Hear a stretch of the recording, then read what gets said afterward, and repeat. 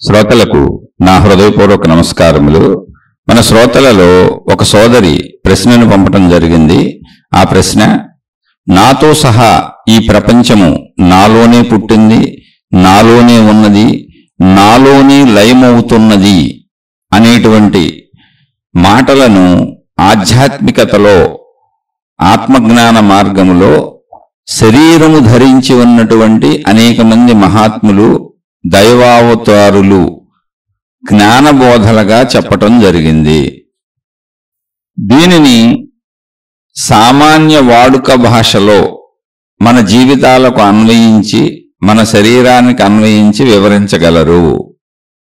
ఇది మన సోదరి అడుగుతున్నటువంటి ప్రశ్న లేక సందేహము. వారి సందేహం అది. అంటే అనేక మంది మహాత్ములు మనం గమనించినట్లయితే, మహాత్ములు, దైవావతారులు అంటే ఈ ఆత్మానుభవము కలిగిన వాళ్ళందరూ కూడా మొత్తం సృష్టి అంతా కూడా, అంటే ముఖ్యంగా భగవద్గీతలో కృష్ణ భగవానుడి దగ్గర వస్తుంది ఇది. ఈ సృష్టి అంతా నాలోనే ఆవిర్భవించి నాలోనే లయిస్తున్నది అని. ఇలా ఆత్మజ్ఞాన సంబంధిత మార్గ మహానుభావులంతా అటువంటి అనుభవాన్ని పొందారు. అయితే చెబుతున్నప్పుడు వాళ్ళు శరీరధారులుగా ఉన్నారు. ఇప్పుడు రమణ భగవానులు వారు చెప్పారు, నేను అనంత ఆత్మశక్తి స్వరూపుడను, నాకు ఏకాత్మ భావన ఉన్నది, భిన్న భావన తెలియటం లేదు. కానీ వారు శరీరంతోనే ఉన్నారు, ప్రపంచంలోనే ఉన్నారు, భిన్నత్వాన్ని గమనిస్తూనే ఉన్నారు. శరీరాన్ని ఉపయోగిస్తున్నప్పుడు భిన్న భావనలో ఉన్నట్టే మనకు అనిపిస్తున్నది. మరి భిన్న భావన తెలియటం లేదు అంటే ఏకాత్మ భావనలో భిన్న భావన తెలియట్లేదు. ఆ అనుభవం అయ్యే వరకు ఆ విషయం మనకు ఎప్పటికీ అర్థం కాదు.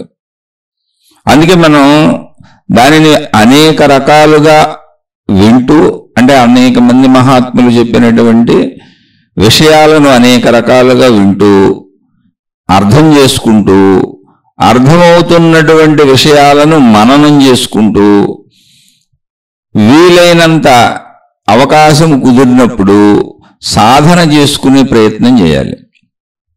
ఆ సాధననే ధ్యానము అని, తపస్సు అని. అంటే మనను మనం తెలుసుకోవటం, మనను మనం పరిశీలించటం, మనను మనం గమనించుకోవటం, మొత్తంగా మనతో మనం ఉండటం, మనలో మనం ఉండటం. శరీరపరంగా జీవితం ఎలా ఉంటుంది? అందరం బయట ప్రపంచంలోకి వెళ్ళాలి. మన శరీర నిర్మాణం అంతా బయట ప్రపంచంలోకి వెళ్ళేలానే ఉంది. మొత్తం మన ఇంద్రియాలు, శరీరము, పనితీరు బయటకే ఉంటుంది, బయట దాన్ని గ్రహిస్తుంది, బయట మనకు అన్ని తెలుస్తూ ఉంటాయి. ఆ ప్రపంచంలోని విషయాలు, పదార్థాలు, మనుషులతోనే మన జీవితం సాగుతూ ఉంటుంది. మనం బ్రతికి ఉండడానికి అవన్నీ కావలసిందే. కాబట్టి ఇక్కడ శరీరాన్ని అశ్రద్ధ చేయటం అనేది లేదు. కానీ ఇదంతా నాలోనే పుట్టి, నాలోనే పెరిగి, నాలోనే లయిస్తుంది అన్నప్పుడు అసలు సామాన్య స్థితిలో తీసుకోండి, శరీర స్థితిలోనే తీసుకోండి, దాన్ని ఏదో అద్భుతంగా ఆనందాత్మశక్తిగా కాసేపు పక్కన పెట్టండి. మామూలు శరీరంగా తీసుకున్నప్పుడు మనం కళ్ళు తెరిచి చూడకపోతే అసలు ఎదుటి విషయం ఉందా? లేదుగా. అదేంటంటే ఎదురు ప్రపంచం ఉంది కదా అని మనకు అనిపించవచ్చు, అది మన భావన. ఇప్పుడు మనం కళ్ళు తెరిచి చూడకపోతే ఎదురు ప్రపంచం లేదు. మనం కళ్ళు తెరిచినా మనం గుర్తించకపోతే ఆ విషయం లేదు. మీరు ఏ విషయమైనా మీరు గ్రహించకపోతే ఆ విషయం లేదు. అంటే రెప్పపాటులో ఎగిరిపోయే ప్రపంచం. అయితే ఎగిరిపోయే ప్రపంచం అన్నప్పుడు లేదండి ప్రపంచం ఉంది కదా అంటాం మనం. ఎందుకని అది సామాన్యమైనటువంటి సహజ స్థితిలో. కానీ నిజంగా మీరు అబ్జర్వ్ చేయండి, మీరు లేకపోతే అసలు ప్రపంచం ఉందని మీకు చెబుతున్నవాడు ఎవడు? మీరు లేరు. ఒక వ్యక్తి, ఊరికనే ఉదాహరణకు అనుకోండి, ఒక వ్యక్తి గాఢ నిద్రలోకి వెళ్ళిపోయాడు. ఇప్పుడు మీరే వెళ్ళిపోతున్నారు రోజు, ఎవరో కూడా అక్కర్లా. ప్రతి వాళ్ళు రోజు గాఢ నిద్రలోకి వెళ్ళిపోతున్నారు. అప్పుడు ప్రపంచం ఏమైంది? గాఢ నిద్రలో మీకు వెళ్ళినప్పుడు ప్రపంచం ఏమైంది? ప్రపంచం మాట దేవుడికి అసలు నేనన్న భావం కూడా లేదు మనకి. నేను ఉన్నాను అన్న భావం కూడా లేదు మనకి.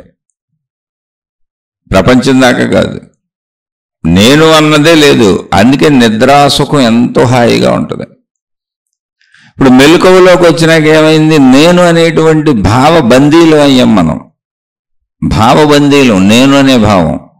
అక్కడ మనకు తెలుస్తున్నది ఏంటి? మన శరీరమే. మరి నిద్రలో ఈ శరీర భావన ఏమైంది పరిశీలించుకోవాలి. అది అక్కడే ఉంది. జ్ఞానం ఎక్కడికో పరుగులు తీయాల్సిన అవసరం లేదు. ఆ పరిశీలన మనం చేయట్లా, వినూరుకుంటున్నాం అంతే. ఆ పరిశీలన మనలో విషయం రూఢీపడే వరకు చేసుకుంటూనే ఉండాలి. అలా చక్కగా కూర్చొని ప్రశాంతంగా కూర్చొని నిజమే నిద్రలో నేనేమవుతున్నాను అని నిద్రాస్థితిని మీరు మననం చేసుకోండి. ఎందుకని అది మనలో జరిగేదేగా. నిద్రాస్థితి మనకు రోజు నిత్యము ఉండేదేగా. ఆ నిద్రాస్థితిని ఒకసారి గుర్తు చేసుకోండి, ఎరుకలోకి తెచ్చుకోండి, మననం చేసుకోండి. అప్పుడు ఏం జరుగుతుందో నేను కూడా లేనుగా. ఆ నిద్రాస్థితికి ముందు స్వప్నావస్థను ఒకసారి గుర్తు చేసుకోండి. ఏం జరిగింది? శరీరం నిద్రపోయింది, మనసు తిరుగుతుంది. అది స్వప్నావస్థ. దానికి భయపడటం ఎందుకు, బాధపడటం ఎందుకు, మళ్ళీ ఆ కళలకు శకునాలు ఎందుకు, ఆ కళలకు వివరణలు ఎందుకు, ఆ కళలకు మళ్ళీ కళల శాస్త్రాలు ఎందుకు? జస్ట్ సింపుల్ థింగ్ కదా అది. దాన్ని ఎందుకు అంత క్రిటికల్ చేసుకుంటున్నాం అంటే, మనం అసలు ఒక తత్వాన్ని, మన యొక్క తత్వాన్ని మనం పరిశీలించుకోవట్లా.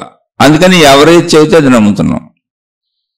ఇప్పుడు ఇవన్నీ తయారు చేసిన వాళ్ళు ఎవరు? ఈ కళల శాస్త్రాలు, ఈ పుట్టుమచ్చల శాస్త్రాలు, ఏదో ఒకటి శాస్త్రాలు అంటే పనికిరాని మూఢనమ్మకాలకు సంబంధించి ప్రజలను మభ్యపెట్టేవన్నీ తయారు చేసింది ఎవరు అంటే, ఏదో దుకాణాలు ఓపెన్ చేసుకొని వాళ్ళ వ్యాపారం కోసం, డబ్బు కోసం పెట్టుకున్నారు వాళ్ళు. మరి అటువంటి వాళ్ళ వలలో ఎవరు పడతారు అంటే, తన తత్వాన్ని తాను తెలుసుకొని వాడు. ఎవరైతే తన తత్వాన్ని తాను తెలుసుకోరో వాళ్ళకి సత్యదృష్టి లేదు. సత్యదృష్టి అంటే ఏంటి? ఉన్నది తెలుసుకోవడం. దానికోసం మీరేం తపస్సులు చేయక్కర్లా. అది నీ శరీరం. నీ శరీరంతో నువ్వు గ్రహించిన విషయాలన్నీ కూడా నీకు మనసులుగా లోపల గుర్తున్నాయి, జ్ఞాపకంగా ఉన్నాయి. అవే ఆలోచనలుగా తిరిగి నీకు వస్తున్నాయి. మీకు తెలియదేది మీకు ఆలోచనగా రాదు. ఏ విషయమైనా సరే, అది భయమైనా, దుఃఖమైనా, బాధైనా, కోపమైన, తాపమైన ఏదైనా సరే, మీకు ఒక ఆలోచన లోపల కలిగింది, ఒక భావము, భావోద్వేగము కలిగింది అంటే అది ఇంతకు ముందు మనకు తెలిసిందే అయి ఉంటుంది. మనకు తెలియంది అసలు మనకు ఆలోచనగా వచ్చే అవకాశం కూడా లేదు. ఇవన్నీ ఎప్పుడు తెలుస్తాయి? కాస్త నీవు కూర్చొని, నీ మీద నువ్వు కూర్చొని నువ్వు విచారణ చేసుకుంటూ ఉంటే అప్పుడు నీకు అర్థమయ్యే అవకాశం ఉంది. నువ్వు చెప్పింది వెంటనే ఊరుకుంటున్నావు, కానీ ఈ భావాలను అనుభవిద్దామని కూర్చొని మననం చేసుకుంటున్నావా, పరిశీలించుకుంటున్నావా? ప్రశాంతంగా కూర్చొని కళ్ళు మూసుకొని కూర్చొని ఎప్పుడు అసలు నా లోపల ఉన్న విషయాలు ఏంటి, ఇవన్నీ నేను గ్రహించేసుకున్నవే కదా, ఇదే కదా మనసు అంటే. మనసు అనేది నేను కాదు. కానీ మనం ఇప్పుడు ఎలా ఉన్నాం? వచ్చిన ఆలోచనతో మమేకం అయిపోయి అది నేనే అనుకొని భయం అయితే భయపడిపోతున్నాం, దుఃఖం అయితే ఏడిచేస్తున్నాం, సుఖమైతే నవ్వేస్తున్నాం, కోరికైతే పరుగులు పెట్టేస్తున్నాం. కాదు, అది నేను కాదు. దాంతో కలిసిపోయి మమేకం అయిపోవక్కర్లేదు మనం. ఆ విషయం ఎప్పుడు తెలుస్తుంది? ఇప్పుడు మనసు అనేటువంటి నా లోపల ఆలోచనల సముదాయము, భావాల సముదాయము నేను కాదు, అది నాకు విడిగా ఉన్నది. అందులో నేను కావలసినవి వాడుకోవచ్చు, మిగిలినవి వదిలేయచ్చు అనే విషయం నాకు ఎప్పుడు తెలుస్తుంది? నేను ప్రయత్నించి పరిశీలించుకున్నప్పుడు. నువ్వు కూర్చో, మరి పరిశీలించడానికి నువ్వేం చేయక్కర్లా, నువ్వెవరికి ఫీజులు చెల్లించక్కర్లా, నువ్వెవరికి డబ్బు కట్టక్కర్లా, నువ్వెవరి కాళ్ళ మీద పడక్కర్లా, నువ్వు దేని చుట్టూ ప్రదక్షిణాలు చేయక్కర్లా. నీ చుట్టూ నువ్వు ప్రదక్షిణ చేసుకుంటే నీ లోపలికి నువ్వు వెళ్తే చాలు, నీకు అర్థమైపోద్ది. ఇది చాలా సహజ విషయం. దీనికి సాధన అని పేరు పెడతాం కూడా అసలు అంత విశేషమైన విషయం కాదు. ఏముందా సాధన? అంత గొప్ప సాధన ఏంటి? ఏముంది అక్కడ? ప్రశాంతం కూర్చో, కళ్ళు మూసి కూర్చో. ఇప్పుడు నాకు భయం అనే ఆలోచన వచ్చింది.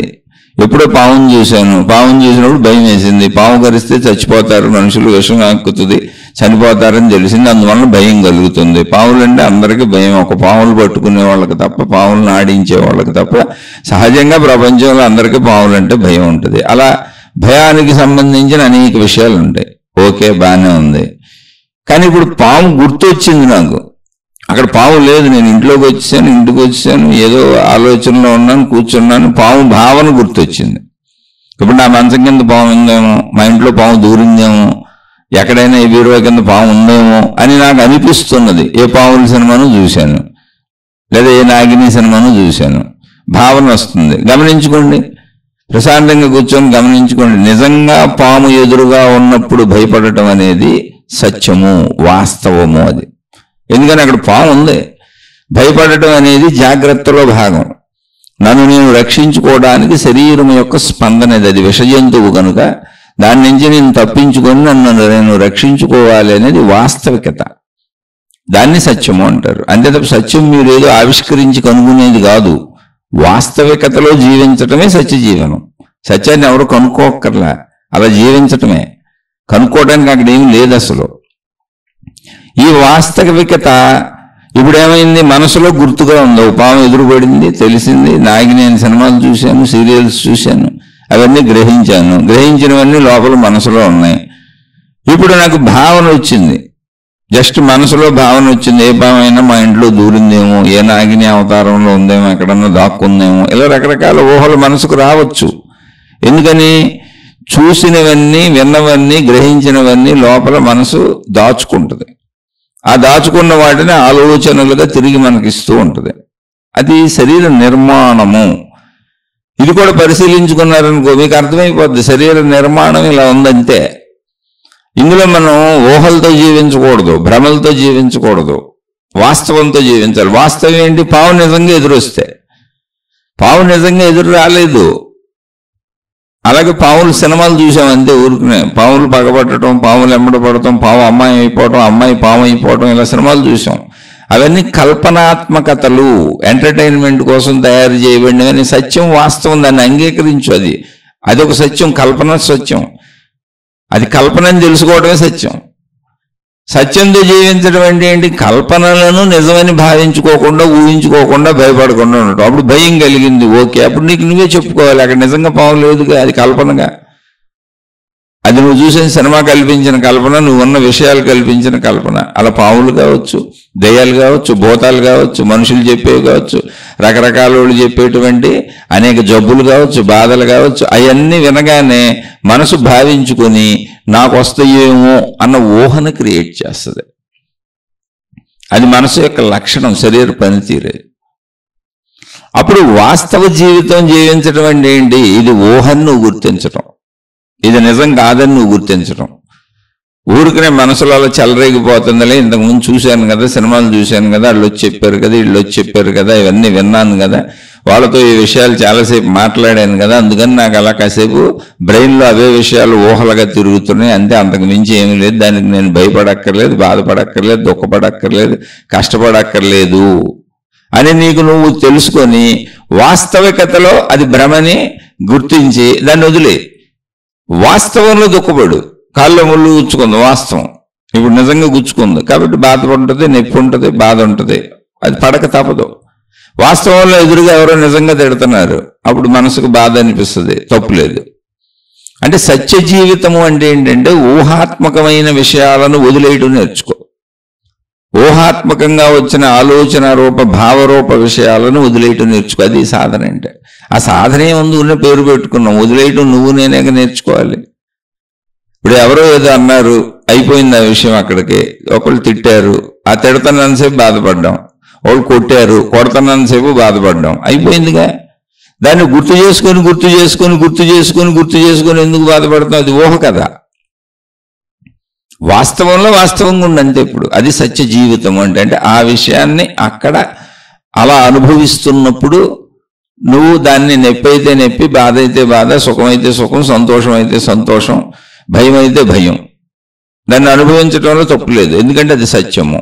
దాన్ని ఊహించుకొని భావించుకొని జరుగుతున్నటువంటి చర్య ఏది ఉందో దానిని ఆపగలగటమే ఆధ్యాత్మికత. ఎందుకని సత్యతకు భిన్నంగా పోతున్నావు నువ్వు. సత్యమే ఆధ్యాత్మికత. సత్యతలో ఉండు అంతే తప్ప మొత్తం భయాలు ఎగిరిపోతాయి, బాధలు ఎగిరిపోతాయి, దుఃఖాలు ఎగిరిపోతాయి, కష్టాలు ఎగిరిపోతాయి అనుకోబాకండి. జీవన్ముక్తిని పొందిన మహాత్ముడైనా కూడా పావులు మెళ్ళ వేసుకు తిరగడు, పావుతో కరిపించుకోడు నాకేం అవదని. మూల మీదేమి నడవడు, నిప్పుల మీదేమి నడవడు, నిప్పులేం చేత్తో పట్టుకోడు. నేను అనంత ఆత్మస్వరూపుడనని ఆత్మజ్ఞానము బోధించినటువంటి దేవుళ్ళు కానీ, దైవావతారులు కానీ, మహాత్ములు కానీ, గురువులు కానీ అందరూ మనలానే బతికారు. అన్నమే తిన్నారు, కాలకృత్యాలు తీర్చుకున్నారు. అప్పటి దేశకాల పరిస్థితులకు తగ్గట్టు మానవ జీవన విధానం ఎలా ఉందో అలాగే జీవించారు, సహజంగానే జీవించారు. ఈ సహజత్వాన్ని మీరు అర్థం చేసుకోకపోతే ఈ ఆధ్యాత్మికత, భక్తి, ఆత్మజ్ఞానం అనేవన్నీ కూడా మీకు ఒక అద్భుతాలుగా, మహిమలుగా, మాయలుగా కనపడతా ఉంటాయి. అది ప్రాబ్లం. ముందు మీరు సహజత్వాన్ని అర్థం చేసుకోండి. ఇప్పుడు సాధన అంటే ఏంటి? ఈ సహజత్వ స్థితిని మనం తెలుసుకోవటం. సత్యము అంటే అది ఏంటి? ఊహాత్మక విషయాలు వద్దు.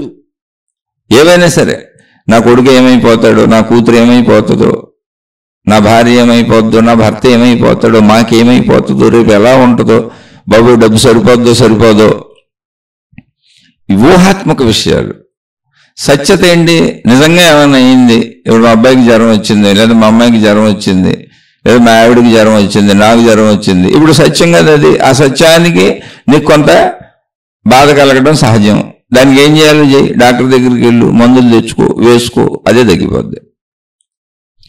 మళ్ళీ వస్తుందేమో అనేటువంటి దిగులు చెందకు. ఊహాత్మకత అంటే మనిషి జీవితాన్ని కరెక్ట్గా చూసుకుంటే వాస్తవంగా మనిషి అనుభవించే భయాలు కానీ, బాధలు కానీ, దుఃఖాలు కానీ, కోపాలు కానీ, తాపాలు కానీ, నొప్పులు కానీ, ఏవైనా కానీ వాస్తవంగా అనుభవించేది 1% ఉంటుంది. ఊహాత్మకతలో అనుభవించేది 99% ఉంటుంది. ఏదైనా అవమానాలు కానీ, ఏదైనా కోపతాపాలు కానీ, శత్రుత్వాలు కానీ, పగలు కానీ, అంటే పగలు ప్రతీకారాలు. పురుగున ఒక మాట అనుకున్నావు, అక్కడికి అయిపోయింది, ఇంకా క్లోజ్. అది మర్చిపోబడి దాన్ని.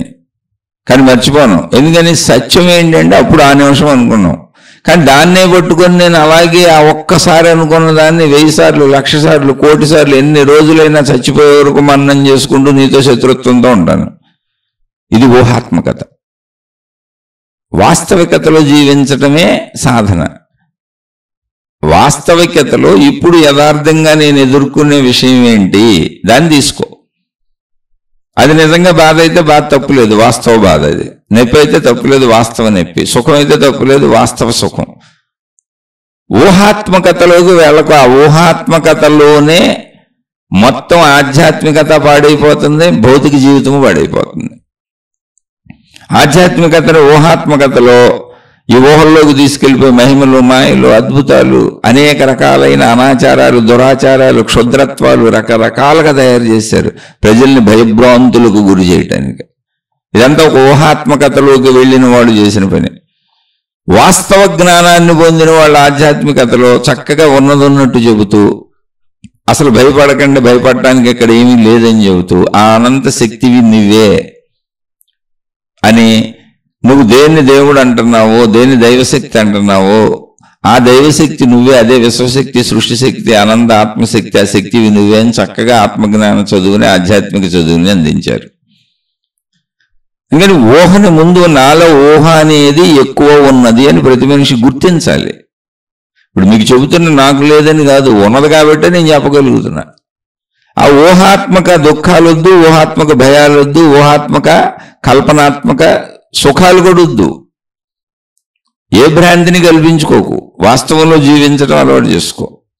వాస్తవం ఏంటంటే ఇప్పుడు ఎదురుగా వచ్చిన దాన్ని నేనేం చేయాలి, ఇప్పుడు ఎదురుగా వచ్చినటువంటి సమస్యతో ఎలా ఉండాలి, ఇప్పుడు ఎదురుగా వచ్చిన మనిషితో ఎలా ఉండాలి, ఇప్పుడు ఎదురుగా వచ్చిన దుఃఖంతో ఎలా ఉండాలి, ఇప్పుడు ఎదురుగా వచ్చినటువంటి సుఖంతో ఎలా ఉండాలి, దాన్ని అనుభవించు అంతే.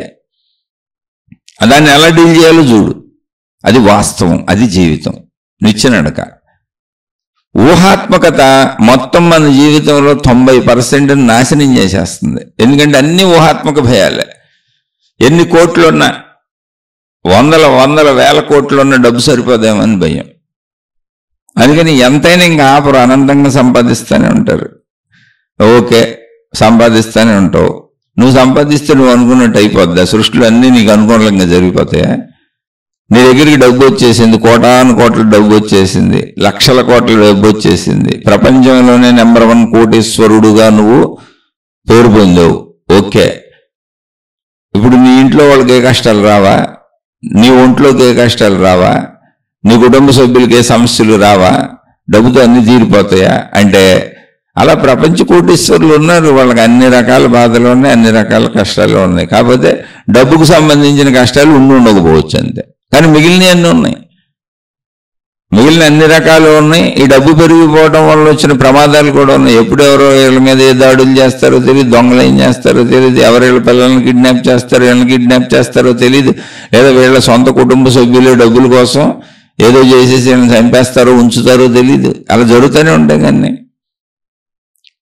అలానే అనారోగ్యాలు రావా? దోమ కుట్టదా మిమ్మల్ని? డబ్బున్న దోమ కుట్టదా?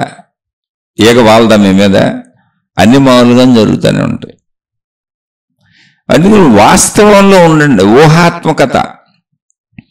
ఆ వాస్తవం ఏంటి అన్నప్పుడు, నేను తింటున్నా, నాకు ఆకలి ఎంత, సరిపోయింది, అయిపోయింది, వాస్తవం అది. తినేసాను, కడుపు నిండిపోయింది, చాలు, ఇంకొద్దు. అలాగే వాస్తవంలో జీవిస్తున్నప్పుడు నాకు డబ్బు ఎంత సరిపోద్దో తెలుస్తుంది. ఎలా తెలుస్తుంది అని అడగండి. వాస్తవంలో నీకు ఆకలికి అన్నం ఎంతో, కడుపు నిండిపోయి తెలియలే, తెలుస్తుంది.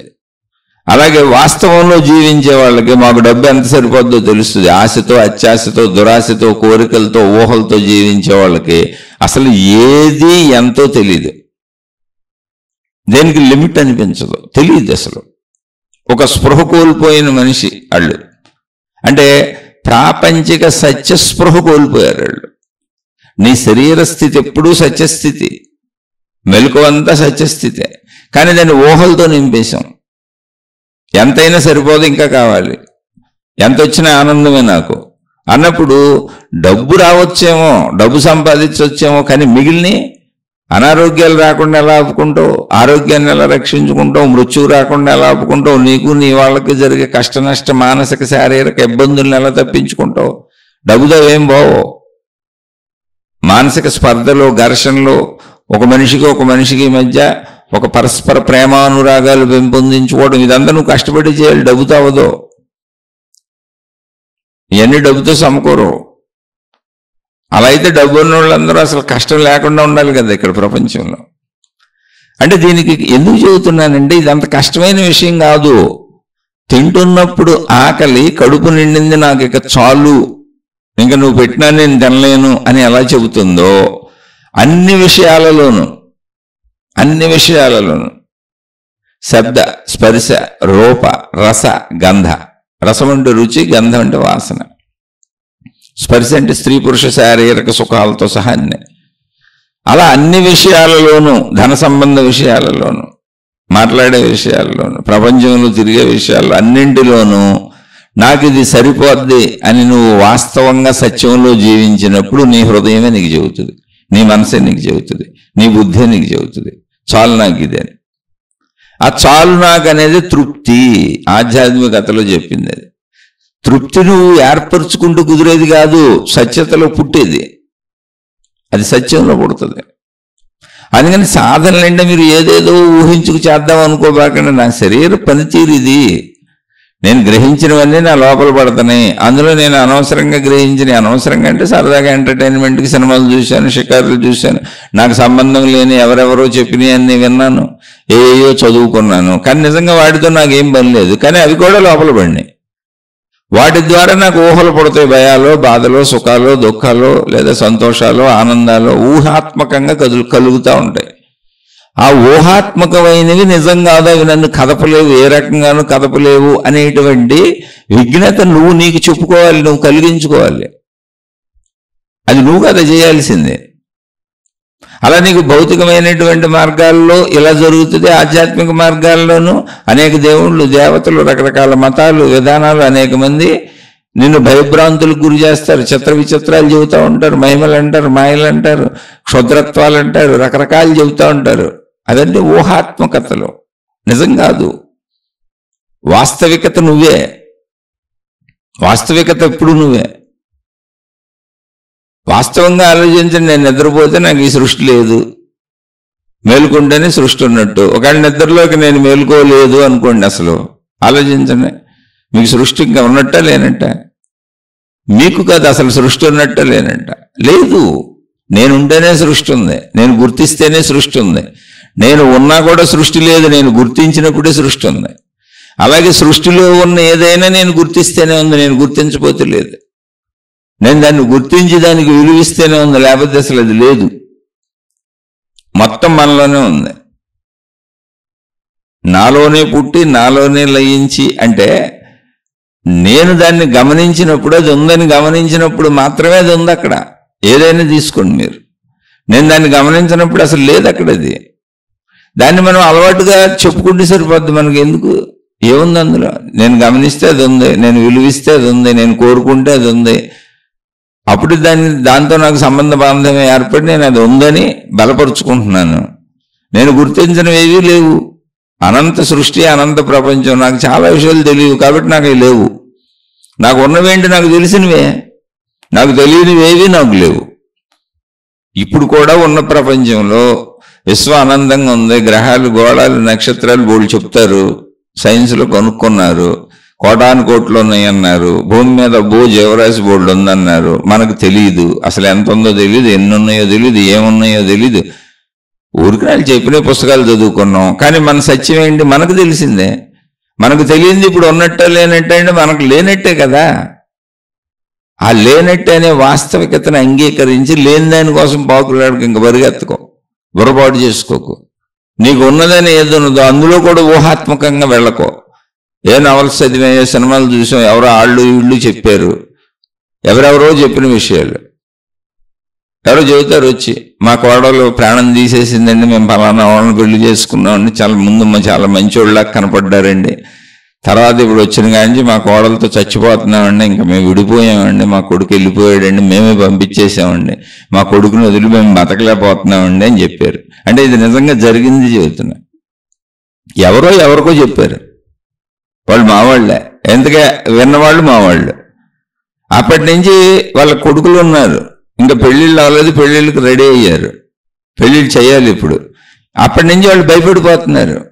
బాబోయ్ ఎలాంటి కోడళ్ళు వస్తారు, ఇప్పుడు మమ్మల్ని విడగొట్టేస్తారేమో, మా కొడుకులతో మా అమ్మకు ఇంకా సఖ్యత ఉండదేమో అని ఇంకా వాళ్ళు మొక్కేసుకుంటున్నారు. మొత్తం గుళ్ళు తిరిగేస్తున్నారు, గోపురాలు తిరిగేస్తున్నారు, గురువులందరి దగ్గరికి వెళ్ళిపోతున్నారు. అసలు ఇంతవరకు పెళ్లి చూపులు మొదలెట్లా. ఇప్పుడు వాళ్ళు ఎలా తయారయ్యారంటే పెళ్లి చూపులు మొదలెట్టడానికి కూడా భయపడుతున్నారు వాళ్ళు.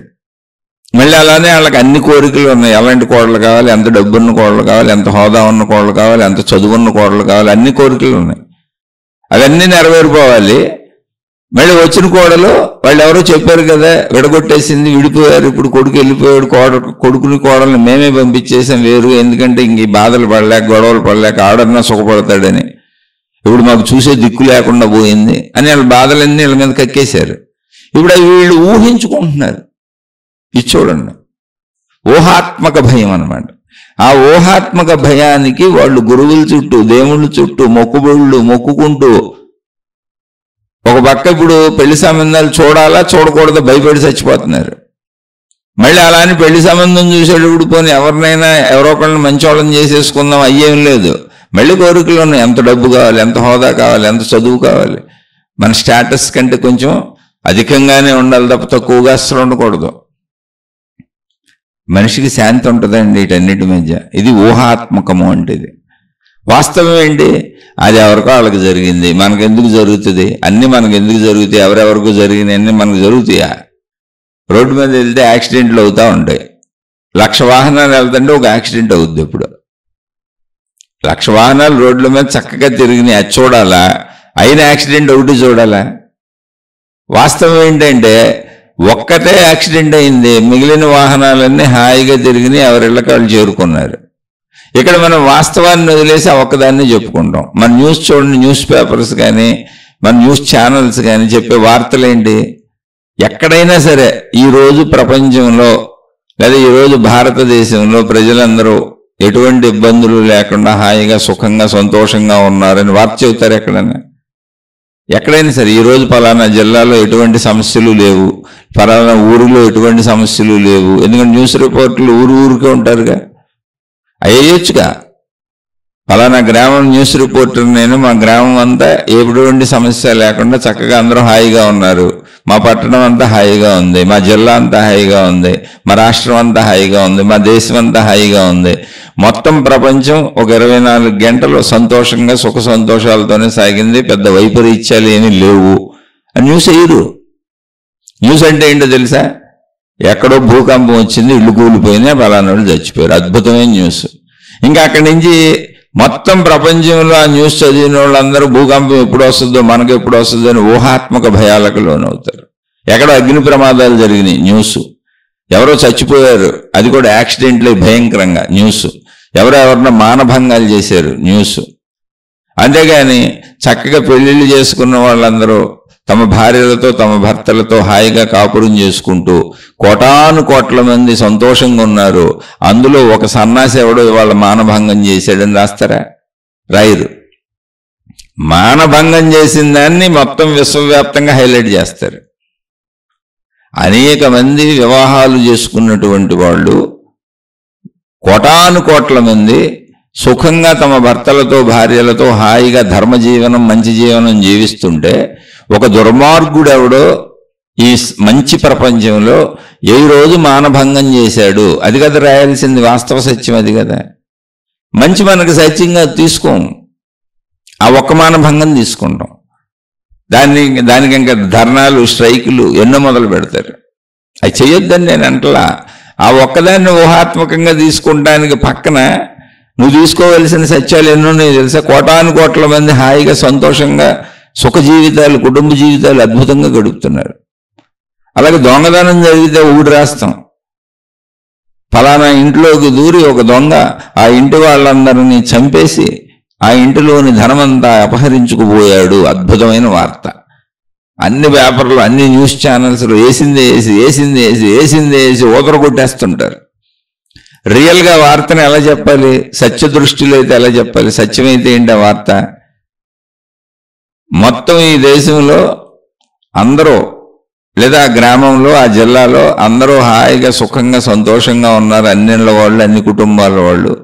ఒక్క కుటుంబానికి పొరపాటున అటు భద్రతా చర్యల వాళ్ళు అటు వెళ్ళకపోవడం వలన లేదో చూడకపోవడం వలన ఒక దొంగ ఆ ఇంట్లోకి చేరి ఇలా వాళ్ళని హత్య చేసి పట్టుకెళ్ళాడు. కానీ కొన్ని వేల లక్షల కుటుంబాలు మాత్రం శాంతిగా హాయిగా ఉన్నాయి. ఒక చోరీ జరిగింది.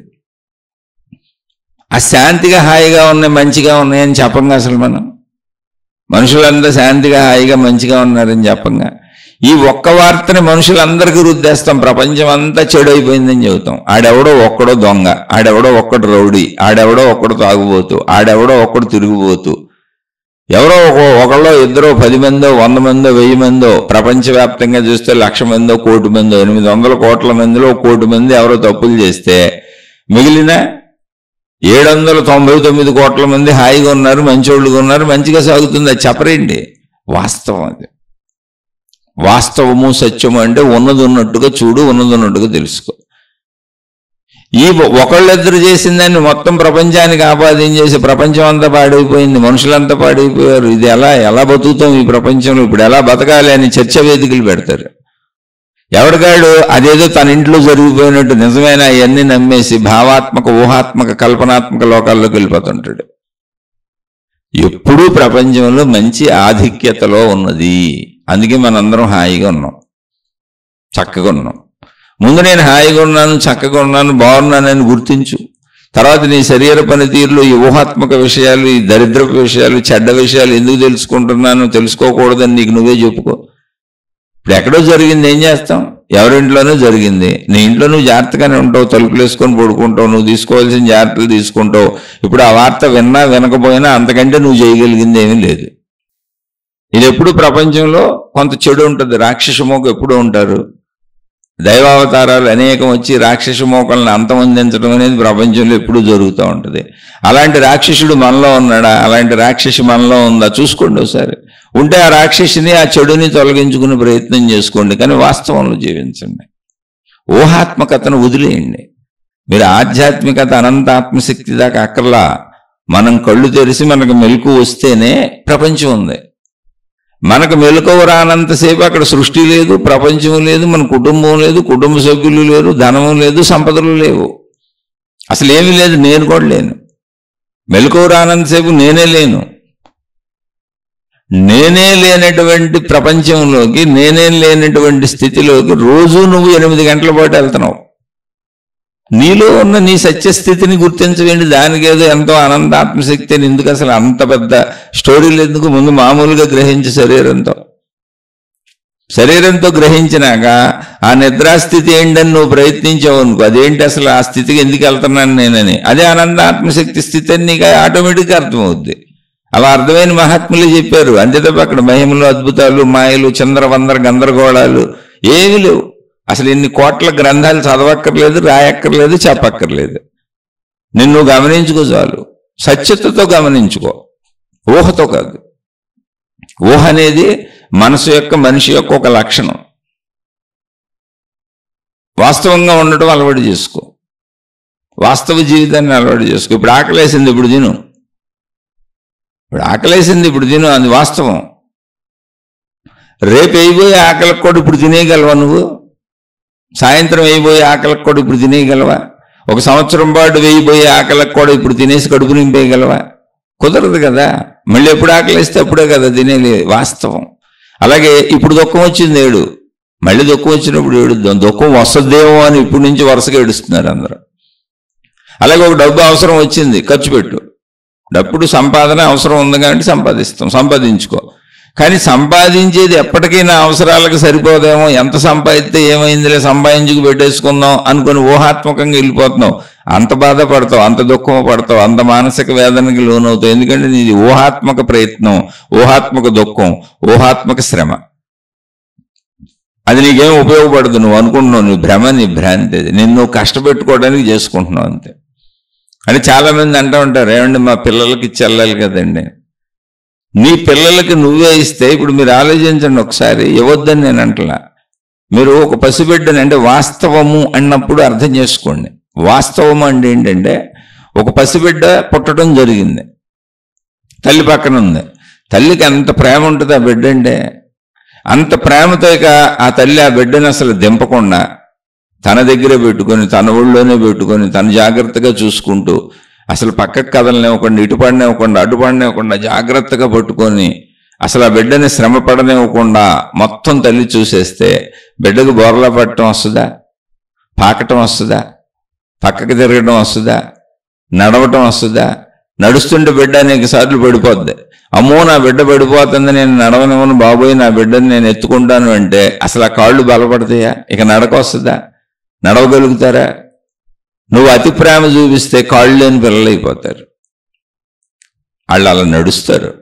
నడవడానికి సహాయకారిగా బొమ్మలు తయారు చేసాం. ఆ బొమ్మలను వాకర్లని అయ్యని ఇవన్నీ పట్టుకొని వెళ్తూ ఉంటారు, పడతా ఉంటారు, దెబ్బలు తగులుతూ ఉంటాయి. ఆ గోడకి ఈ గోడకి కొట్టుకుంటూ ఉంటారు. అనేక రకాలు చేసి అనేక దెబ్బలు తిని వాళ్ళకి తెలీదు, అన్నీ తెచ్చి నోట్లో పెట్టేసుకుంటూ ఉంటారు. దొరికిన ఎలా పట్టుకొని నోట్లో పెట్టుకుంటూ ఉంటారు. మలమూత్ర విసర్జనలు చేసి కూడా దాన్ని కూడా నోట్లో పెట్టుకుంటూ ఉంటారు, అందులో కొట్టుకుంటూ ఉంటారు. ఎందుకని విచక్షణ తెలియదు. ఇప్పుడు ఇవన్నీ పెద్ద ప్రమాదాలు అనుకుని నువ్వు అసలు బిడ్డని ఎటు కదలనివ్వకుండా అతి ప్రేమతో చూసావనుకో, ప్రేమే కదా నిజంగా. అప్పుడు బిడ్డ ఏమవుతుంది? పాకగలదా? పాకటం రాదుగా, ఎప్పటికి నువ్వు ఎత్తుకొని ఉంచుతావుగా. తర్వాత నడవగలదా? ఎందుకని పడిపోద్దేమని నువ్వు దింపవుగా కిందకి, అసలు ఎత్తుకొని ఉంచుతావుగా. బిడ్డకి నడక రాదు. ఇప్పుడు పాకలేని, నడవలేని ఒక బిడ్డను తయారు చేసావు.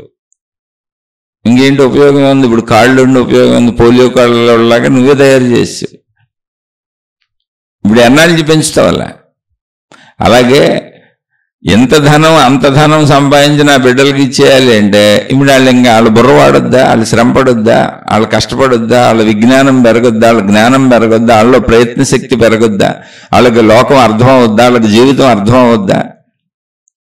నువ్వు సంపాదించడానికి ఎన్ని లౌక్యాలు, ఎన్ని తెలివిలు, ఎన్ని ప్రజ్ఞలు, ఎన్ని ప్రయత్నాలు చేస్తే నీకు కుదిరింది? దాంట్లో నీకు ఎంత బుద్ధి వికాసం వచ్చింది? ఆ బుద్ధి వికాసం రాని వాళ్ళకి నువ్వు 1000 కోట్లు 1,00,000 కోట్లు తెచ్చిస్తే మొత్తం పోగొట్టుకుంటారు. అంతే, ఏముంది? బుద్ధి వికాసం లేదుగా. బుద్ధి తక్కువ పనులు చేస్తారు. కష్టపడతాం అంటే ఎంత కష్టపడితే డబ్బు వస్తుందో తెలిస్తే దాన్ని ఎలా వినియోగించాలో తెలుస్తుంది. లేదండి మేము చేసేసాం, మాకు కుదిరింది, కోటాను కోట్లు సంపాదించేసాం, మా పిల్లలకి ఇచ్చేసాం, ఇప్పుడు వాళ్ళు ఏం చెయ్యక్కర్లేదంటే వాళ్ళు దేనికి పనికిరాని వాళ్ళు అయిపోతారు, వ్యసన పరులు అయిపోతారు, అనేక రకాల దుర్వ్యసనాలకు లోనైపోతారు. వాళ్ళలో బుద్ధిశక్తి పెరగదు, జ్ఞానశక్తి పెరగదు, విచక్షణాశక్తి పెరగదు, ప్రయత్న శక్తి పెరగదు, ఎదుర్కొనే సమస్యలను ఎదుర్కొనే శక్తి పెరగదు. రేపొద్దున ఏదైనా సమస్యలు వచ్చి నిజంగా ఏదైనా కష్టాలు వచ్చి ఎదుర్కోవాల్సి వస్తే అన్ని 100 కోట్లు 1000 కోట్లు 1,00,000 కోట్లు పెట్టుకొని కూడా ఏ సూసైడ్ చేసుకుని డిప్రెషన్తో చచ్చిపోతారు. ఎందుకంటే ఎదుర్కోవటం నువ్వు నేర్పలా, అన్నీ నువ్వు సమకూర్చి పెట్టేస్తానని చెప్పావు. ఈ విషయం సృష్టికి తెలీదా? ఒక మనిషికి అసలు తను ప్రయత్నించి సాధించుకునేలా సృష్టి ఎందుకు పెట్టింది, ఆకలి ఎందుకు పెట్టింది, ప్రయత్న శక్తిని ఎందుకు పెట్టింది అంటే అందులోంచి జ్ఞానశక్తి పెరుగుతుంది, ఎదుర్కొనే శక్తి పెరుగుతుంది, సమస్యలను ఎదుర్కొనే శక్తి పెరుగుతుంది, ధైర్యం పెరుగుతుంది. సమస్యలను ఎదుర్కోకపోతే ధైర్యం వల్ల పెరుగుతుంది. అప్పుడు నువ్వు ప్రయత్నిస్తేనేగా సమస్యలు. అందుకే ధన సంపాదన అందరికీ అవసరమైంది. ఆహారం కోసం ప్రయత్నించుకోవాలి. మనమేంటి మొత్తం జీవరాశులన్నీ ప్రయత్నించుకుంటున్నాయి. ఆ ప్రయత్నము అనే దాంట్లోంచే నీకు ఆ ప్రయత్నములోంచే జ్ఞానశక్తి, క్రియాశక్తి, అన్ని రకాలైనటువంటి మేధాశక్తి పెరుగుతూ ఉంటుంది, జ్ఞానం పెరుగుతూ ఉంటుంది, ధైర్యం పెరుగుతూ ఉంటుంది. ముందు భయంలా అనిపించవచ్చు, కానీ ధైర్యం పెరుగుతూ ఉంటుంది. ఇవేవీ లేకుండా ఇప్పుడు ఒక పక్షికి పిల్ల పుట్టింది, అమ్మో నేనంటే ఎగరగలుగుతున్నాను కానీ నా పిల్ల ఎక్కడ ఎగురుద్దని ఆ పక్షి నిరంతరం దాన్ని ఇంకా నోటితో గరిచి తనే తీసుకెళ్ళిపోయి అన్ని తెచ్చి పెట్టేసి తన మీద ఎక్కించుకొని నన్ను గట్టిగా పట్టుకొని నేనే ఎగురుతాను, నువ్వు ఎగరలేవు, పడిపోతావు, కష్టపడతావు అని చెబుతుంది. ఇప్పుడు ఆ పిల్ల పక్షికి కూడా రెక్కలు ఉన్నాయి, కానీ తల్లి పక్షి ఎగరనివ్వట్ల, తండ్రి పక్షి ఎగరనివ్వట్ల, రెండూ తెచ్చి సమకూర్చేస్తున్నాను. ఇంకెప్పటికీ ఎగరటం రాదు, రెక్కలు వినియోగించడం కుదరదు. అందుకని సృష్టి మనిషి ఎదుగుదలకు, జ్ఞాన ఎదుగుదలకు, ఒక ధైర్యానికి ఏమవసరమో అవన్నీ పెట్టింది. అవన్నీ చేయనే ఉండే మనుషుల్ని, ఆ పరిస్థితుల్లోంచి మనుషుల్ని వెళ్ళనే ఉండే. వాళ్ళు మీరు పడిపోతారని ఎత్తుకుంటే వాళ్ళకి నడక రాదు. ఎప్పటికీ కాళ్ళు ఉన్నా కాళ్ళు లేని వాళ్ళ బతుకుతారు అంతే. వాళ్ళు మీరు అనుకుంటున్నారేమో మీ కొడుకులు మీ కూతుళ్ళు మీరు పెంచే విధానంలో శరీరాలు వాళ్ళయి బలంగా మీకు కనపడవచ్చు, కానీ బుద్ధి బలం లేకపోతే, జ్ఞాన బలం లేకపోతే మీరు ఎన్ని లక్షల కోట్లు ఇచ్చిన వాళ్ళు దేనికి పనికిరాని వాళ్ళు అయిపోతారు, ఆ మొత్తం పోగొట్టేసుకుంటారు. మళ్ళీ వాళ్ళు కష్టజీవులుగానే బతుకుతారు, అంతుండి కూడా కష్టజీవులుగానే బతుకుతారు. ఎందుకంటే లేదా మహా లోబులైపోతారు, ఏమీ తెలియదు, దాన్ని దాచేసుకొని కష్టంతో బతుకుతూ ఉంటారు. జ్ఞానము ధైర్యము అనేవి బ్రతుకు విధానాన్ని తెలియజేస్తాయి. దేన్ని ఎక్కడ ఎంత వాడాలి, ధనాన్ని ఎంత వాడాలి, ధైర్యాన్ని ఎంత వాడాలి, తెలివిని ఎంత వాడాలి, జ్ఞానాన్ని ఎంత వాడాలి, ప్రజ్ఞని ఎంత వాడాలి, సమయస్ఫూర్తిని ఎంత వాడాలి, ప్రపంచంలో జీవించే జీవన విధానంలో మంచిని ఎంత వాడాలి, చెడుని ఎక్కడ వాడాలి, మంచిని ఎక్కడ వాడాలి, కోపాన్ని ఎక్కడ వాడాలి, తాపాన్ని ఎక్కడ వాడాలి, ఇవన్నీ తెలియజేస్తుంది. అనుభవాల్లోంచి పుట్టుకొస్తాయి. మీరు వాళ్ళ అనుభవాలకు అడ్డం పడిపోతున్నారు. మేమే సంపాదించి ఇచ్చేస్తామంటున్నారు. మీరేం చేస్తున్నారు తెలుసా? అతి ప్రేమతో వాళ్ళ జీవితాన్ని సర్వనాశనం చేసేస్తున్నారు. ఒకే మాట, అది సర్వనాశనం చేసేస్తున్నారు వాళ్ళ జీవితాన్ని. వాళ్ళని కష్టపడినే ఉండే, వాళ్ళని ఎదగనే ఉండే, వాళ్ళని తెలుసుకునే ఉండే, వాళ్ళని ప్రయత్నించనే ఉండే, వాళ్ళ ప్రయత్నాల్లోంచి వాళ్ళని పొందనే ఉండే. అప్పుడు వాళ్ళకి జ్ఞానం పెరుగుద్ది, బుద్ధి పెరుగుద్ది, వివేకం పెరుగుద్ది. అదేంటండి అలా చెబుతారు, పిల్లలకి ఏమీ చెయ్యొద్దా, మేం కాకపోతే ఎవరు చేస్తారు, పిల్లలకి తల్లిదండ్రులే కదా చెయ్యాలి అనొచ్చు. తప్పకుండా తల్లిదండ్రులే చేయాలి, అన్నీ మీరే చేయండి, పిల్లల్ని అన్నీ మీరే చేయండి, అన్ని జాగ్రత్తగా చూసుకోండి. తల్లి పక్కన ఉన్న బిడ్డ బోర్లా పడటానికి ప్రయత్నిస్తూ ఉంటుంది, తను కదలాలని ప్రయత్నిస్తూ ఉంటుంది, దాన్ని ఆనందంగా చూసి బోర్లా పడినేవ్వండి, బోర్లా బొబ్బట్లు పంచుకోండి, చుట్టూ ఉన్న వాళ్ళకి పెట్టండి ఆనందంతో. శ్రమ పడిపోద్ది బిడ్డ, బోర్లా పడకూడదు అనుకోబాకండి, అది చెప్పేది.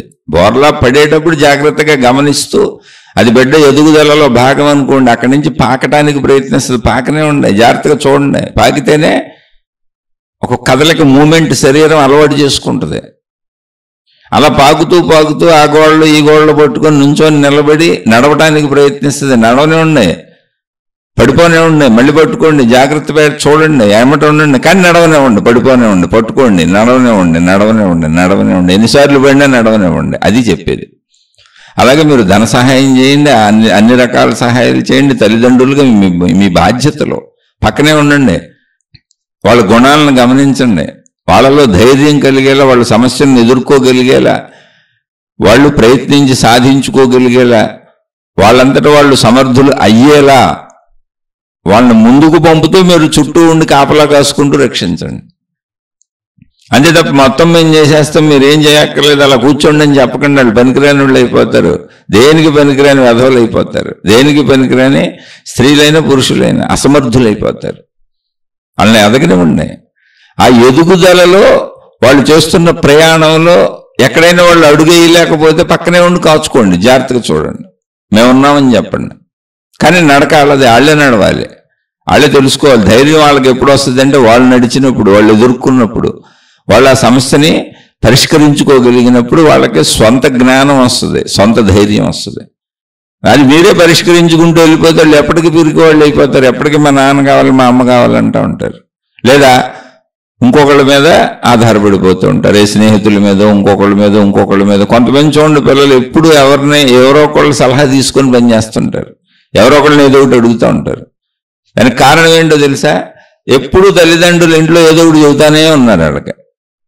అలా చెప్పుకుంటూ వీళ్ళే సలహాలు ఇచ్చుకుంటూ వీళ్ళే చేస్తూ పెంచారు వాళ్ళని. అందుకని వాళ్ళు ఎప్పుడు పెద్ద అయినాక కూడా మగవాళ్ళు అయితే వెళ్ళి భార్యలను అడుగుతూ ఉంటారు ఇలా చేద్దామని. ఎంతో మందిని చూశాను నేను. అలా ఆడవాళ్ళు అయితే భర్తలను అడుగుతూ ఉంటారు ప్రతి చిన్న విషయం ఇలా చేద్దాం అంటే. ఒకళ్ళని ఒకళ్ళు అడిగి చేసుకోవడం తప్పు కాదు. అలా స్నేహితులను అడుగుతారు, పక్క వాళ్ళని అడుగుతారు, ఎదురింటి వాళ్ళని అడుగుతారు. అందరినీ ఏదో ఒకటి అడిగి వాళ్ళు చెప్పి కొడితేనే వీళ్ళు చేయగలుగుతారు. వీళ్ళకి సొంత సామర్థ్యం ఉండదు. సొంత సామర్థ్యం లేనటువంటి ఒక అజ్ఞాన దశ అంటే ఎప్పుడు పరాధీనతలో ఎవరో ఒకళ్ళు ఏదో చెబితే దాన్ని పాటించేసుకుందాం, ఎవరో ఒకళ్ళు సలహాలు తీసేసుకుందాం, ఎవరో ఒకళ్ళు ఆసరాగా బ్రతుకుదాం అనేటువంటి ఒక అధైర్య పరిస్థితిలో ఉంటారు. కానీ ఆధ్యాత్మికత ధైర్యాన్ని నేర్పుతుంది. అలాని పుట్టుకతోనే అందరూ ధైర్యంగా ఎవరి పని వాళ్ళు చేసేసుకుంటారంటే కాదు. అవన్నీ జరుగుతున్నాయన్నీ ప్రాక్టికాలిటీనే. కానీ ప్రతి మనిషి తన యవ్వన దశ నుంచి అంటే తనకి ముందు డబ్బు సమకూరాలి. వృత్తి వ్యాపార ఉద్యోగాల ద్వారా తల్లిదండ్రుల పెంపకంలో చదువుకొని వృత్తి వ్యాపార ఉద్యోగాల ద్వారా ధన సంపాదన దాకా ఎదిగి, ధన సంపాదన వచ్చిన కాడి నుంచి అంటే ప్రతి వ్యక్తి ధన సంపాదన ఎంతో కొంత తన స్థాయిలో తను చేసుకునేలా తయారవ్వాలి, ఎవరికొన్న వసతులు వనరులను బట్టి. అక్కడి నుంచి ఇంక వాళ్ళు ఇండివిజువాలిటీలోకి వెళ్ళిపోయారు యవ్వన దశ. అక్కడి నుంచి వివాహాలు చేసుకోవాలి. వివాహాలు చేసుకున్నాక అంటే ధన సంపాదన ఉన్నప్పుడే వివాహాలు చేసుకోవాలి. లేదా ధనం మాకు తరతరాలకే సరిపోతుంది అన్నవాళ్ళు వివాహాలు చేసుకోవాలి, అంటే ధన లోటు లేని వాళ్ళు. అక్కడి నుంచి వ్యవస్థనికి తనే నడుపుకెళ్ళాలి. ఏదో పెద్దోళ్ళు సలహాలు ఇవ్వటం, ఎవరో ప్రపంచంలో విషయాలు తెలుసుకోవటం, ఏదన్నా ఒక పని చేసేటప్పుడు కొంచెం నలుగురిని సంప్రదించటం ముఖ్యమైన విషయాల్లో, అది పెద్ద తప్పు కాదు. అది అందరూ సహజంగా చేయవలసిందే. అసలు ఎవరో మనుషులతో మాట్లాడొద్దు మూర్ఖుల్లాగా నేను పట్టుకుని కుందేలకు 3 కాళ్ళని జీవించమని కాదు. కానీ నేను బ్రతకగలను, నా అంతటా నేను బ్రతకగలను, నా మీద నేనే బ్రతకాలి, నా కుటుంబం మొత్తాన్ని నేను చూసుకోవాలి జాగ్రత్తగా, నా మీద ఆధారపడిన వాళ్ళని నేను బ్రతికించగలను, నేను బ్రతకగలను అనేటువంటి తెలివి ప్రజ్ఞానికి కావాలి. ఆ మానసిక ధైర్యం కావాలి. ఆ మానసిక ధైర్యాన్ని అందించేది ఆధ్యాత్మికత. అదొక నిజాయితీలోంచి, సత్యతలోంచి, ధర్మంలోంచి పుడుతుంది, తప్పుల్లోంచి పుట్టదు. తప్పుల్లోంచి పుట్టేది నీకు ధైర్యం. ఏదో డబ్బును చూసుకొని ధైర్యం పుట్టొచ్చు, కానీ అది నీకు తాత్కాలికంగా అనిపిస్తుంది తప్ప డబ్బు నీకు పూర్తిగా ఉపయోగపడదు. అలెగ్జాండర్ అనేటువంటి ఆయన పేరు అంటారు. అలెగ్జాండర్ మహాచక్రవర్తి ప్రపంచాన్ని మొత్తం జయించాడు. అలా జయించుకుంటా పోతున్నాడు, నరికేసుకుంటా, యుద్ధాలు చేసుకుంటా, చంపేసుకుంటా. అప్పుడు రాజ్యాలు కాబట్టి చేయొచ్చు, యుద్ధ ధర్మం ఉంది, అప్పుడు అలా ఆక్రమించుకోవచ్చు. కానీ ఆయనకి ఎంత ఆక్రమించినా తృప్తి కలగట్లా. అలా ఆక్రమించుకుంటూ వెళుతున్నాడు. చక్రవర్తి అనే హోదాకు వచ్చేసాడు. అలెగ్జాండర్ చక్రవర్తి అనే హోదాకు వచ్చేసాడు. ఆయన వెళుతున్న దారిలో ఒక చోట ఆయనకు ఒక సాధువు తగిలాడంటే, ఒక కథ చెబుతారు ఆయన గురించి. ఆయన చూసి ఎక్కడికైనా సరే ప్రజలు ఆయనకి సాష్టాంగ నమస్కారాలు చేసేయటం, చక్రవర్తి అని ఆయన గౌరవించేయటం, భయపడిపోవటం, పక్కకు తప్పుకోవడం ఇలా చేస్తూ ఉంటారు. ఎందుకంటే నిజంగా చక్రవర్తికి ఆ హోదా ఉండదు కాబట్టి. కానీ చెట్టు కింద కూర్చున్న ఒక సాధువు అసలు ఈయన చక్రవర్తి పరివారంతో సహా వెళ్తున్నాడు. విపరీతమైనటువంటి వాహనాలు, ఏనుగులు, గుర్రాలు, రకరకాల వాహనాలతో పరివారంతో సైన్యంతో వెళ్తున్నాడు. అసలు చెట్టు కింద కూర్చున్న సాధువు తలెత్తి కూడా చూడలేదు. వీళ్ళంత చప్పుడు చేసుకుంటే ఇన్ని 100,000 మంది వెళ్తుంటే పట్టించుకోలే. మంది మార్బలంతో వైభవంగా వెళ్తున్నాడు. చూశాడు. ఎందుకని అహంకారం బాగా పెరిగిపోద్ది, మనకి ఈగోయిస్టిక్గా తయారవుతాం మనం. అయితే అంత మనకి ధన సంపదలు పెరిగిపోయినా, మనకి అనుకున్నది జరిగిపోతున్నా, మనం అనుకున్నవన్నీ, మనకు అధికారాలు హోదాలు లభించిన అవి ఉన్నంతకాలం ఈగోయిస్టిక్గా ఉంటాం. అవి పోతాయి, మళ్ళీ ఏం శాశ్వతంగా ఉండవు. మన ఈగో మీద ఎప్పుడు ప్రపంచం సుత్తి దెబ్బలు కొడతానే ఉంటుంది. అది సృష్టి ధర్మం. అది మన ప్రవర్తన, మన విధానమే మనమే సుత్తి దెబ్బలు కొట్టించుకుంటాం సృష్టిలో. అలాగే ఉంటుంది సృష్టి నడక. కావాలని కొట్టరు, మనం ఉండే తీరుని బట్టి ఉంటుంది. అది అలెగ్జాండర్కి బాగా మదం ఎక్కిపోయింది. గెలిచేశాను, ఎంతో చక్రవర్తిని అయిపోయాను, పెద్ద పెద్ద రాజులు మహారాజులు అందరూ కూడా నా కాళ్ళ కింద పడి ఉంటున్నారు అని. ఈ సాధువు ఎవడాడు కనీసం తలదిప్పి కూడా చూడలేదని భటులను పంపాడు. అరే వెళ్ళి ఆ సాధువుని పిలుచుకురండి, అక్కడ ఎవడో కూర్చున్నాడు చూడు చెట్టు కిందని.